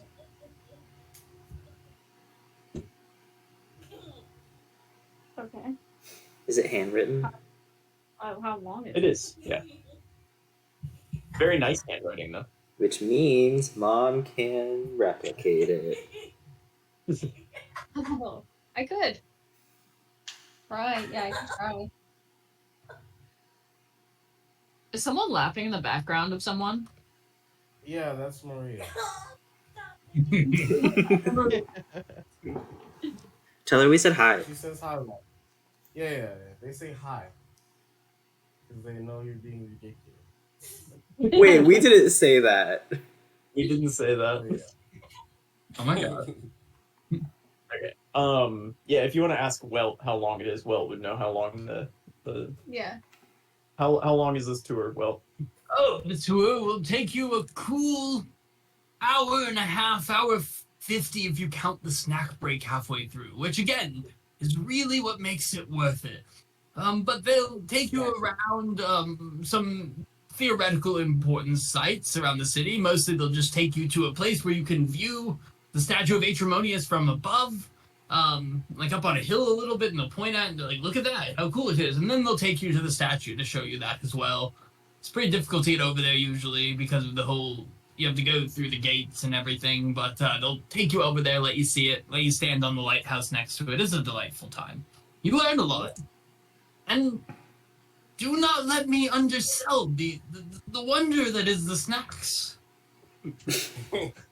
And as they harp on the snacks one more time, Enna will come up back up to the stairs to the group of you. Guys, I lost all my money in the ocean. What? Oh, raise the boys. Great, because I got a free tour. I hate you. I hate you, Mom. Val, give us some money. I I gave need you. it. You had I money. don't have it anymore. But It's gone. I don't know if we have enough. That's But I hate it was phenomenal. Don't make me say it to you too.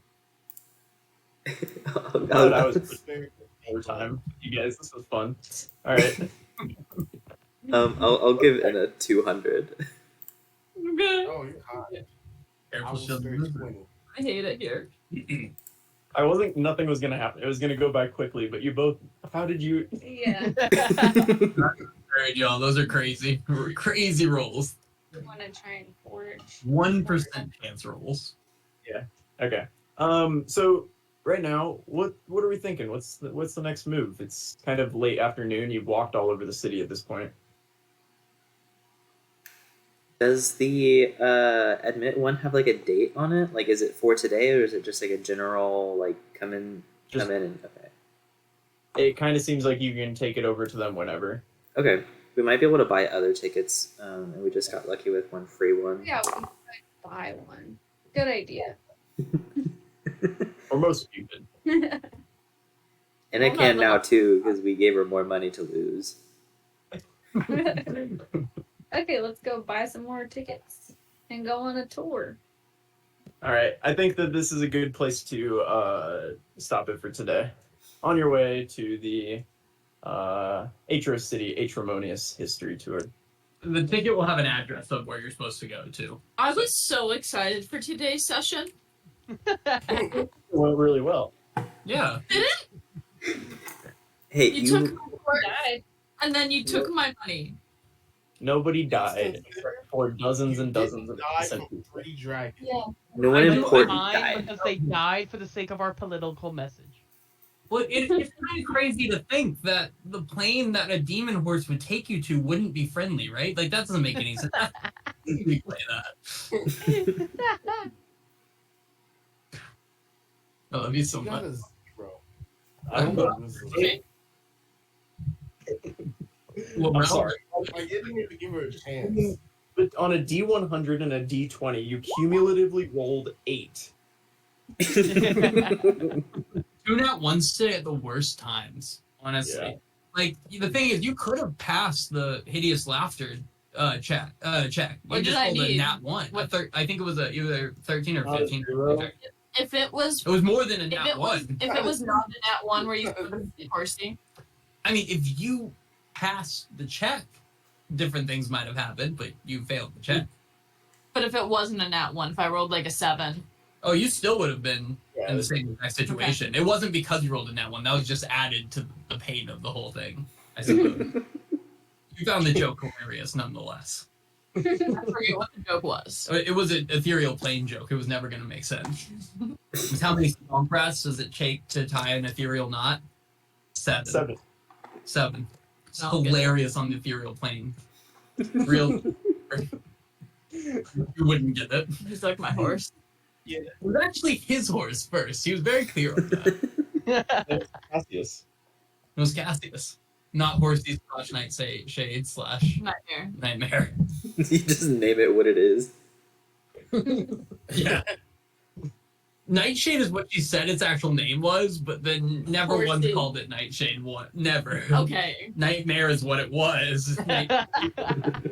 Horsey's what it went by. Cassius was his given name. It went by many names, you know. It's one of those. He was known by many names to many people.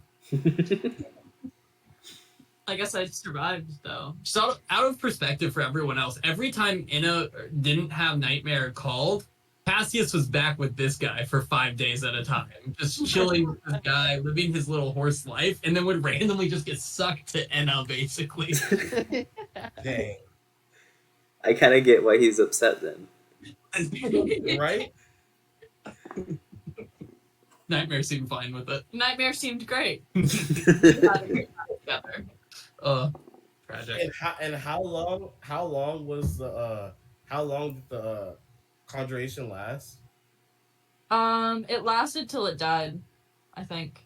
Oh, 24 wow. hours or until it died, I think, and then once that happened, it just immediately returned to the shape of a statue and went back to the ethereal plane. Something like that. It's on the actual description of the Yeah, it's not on city this. thing. All in all, the great session, you guys. I felt like that, all things considered, as bad as that could have gone with all of you guys getting fried with acid and fire in the center of the city, you did not. It did it. I think you So- handled it really well. That was one of your smoother really was. heist or like missions. You I mean think- Laurel didn't mess it up? Right? You know, I'll take that. I'll take that because Laurel healed you once. Okay, but too. he really messed up a heist. One time. I did. I He did. picked up 2 kids who were sleeping and as an invisible giant eagle, terrifying them forever. One If you were in any other circumstance, what Laurel was doing would have been very sketchy. He was just sprinting around like after the invisible horse. So he's sprinting in this erratic pattern through the city. yeah, no context for anyone else to understand it, but for him, I feel like they didn't care though. no, there was a lot happening. Yeah. Yeah. Think on what you guys want to do like immediately next session. Feel free to talk about it. I know it's kind of open-ended for the next few days. So if you guys have some ideas of what you're going to do, obviously you're on your way to the tour right now. But kind of like immediate next steps, what you're thinking. And all You have no idea when Crinkle Puss is getting there either. You know the thing was delivered that day, but there's no timetable on that. Oh no. Oh, he might get stopped at the gate too. Probably Yeah. gotta be on the lookout. Would Definitely something to Crinkle do. sacrifice himself for the cause? I guess is no. You just in kamikaze.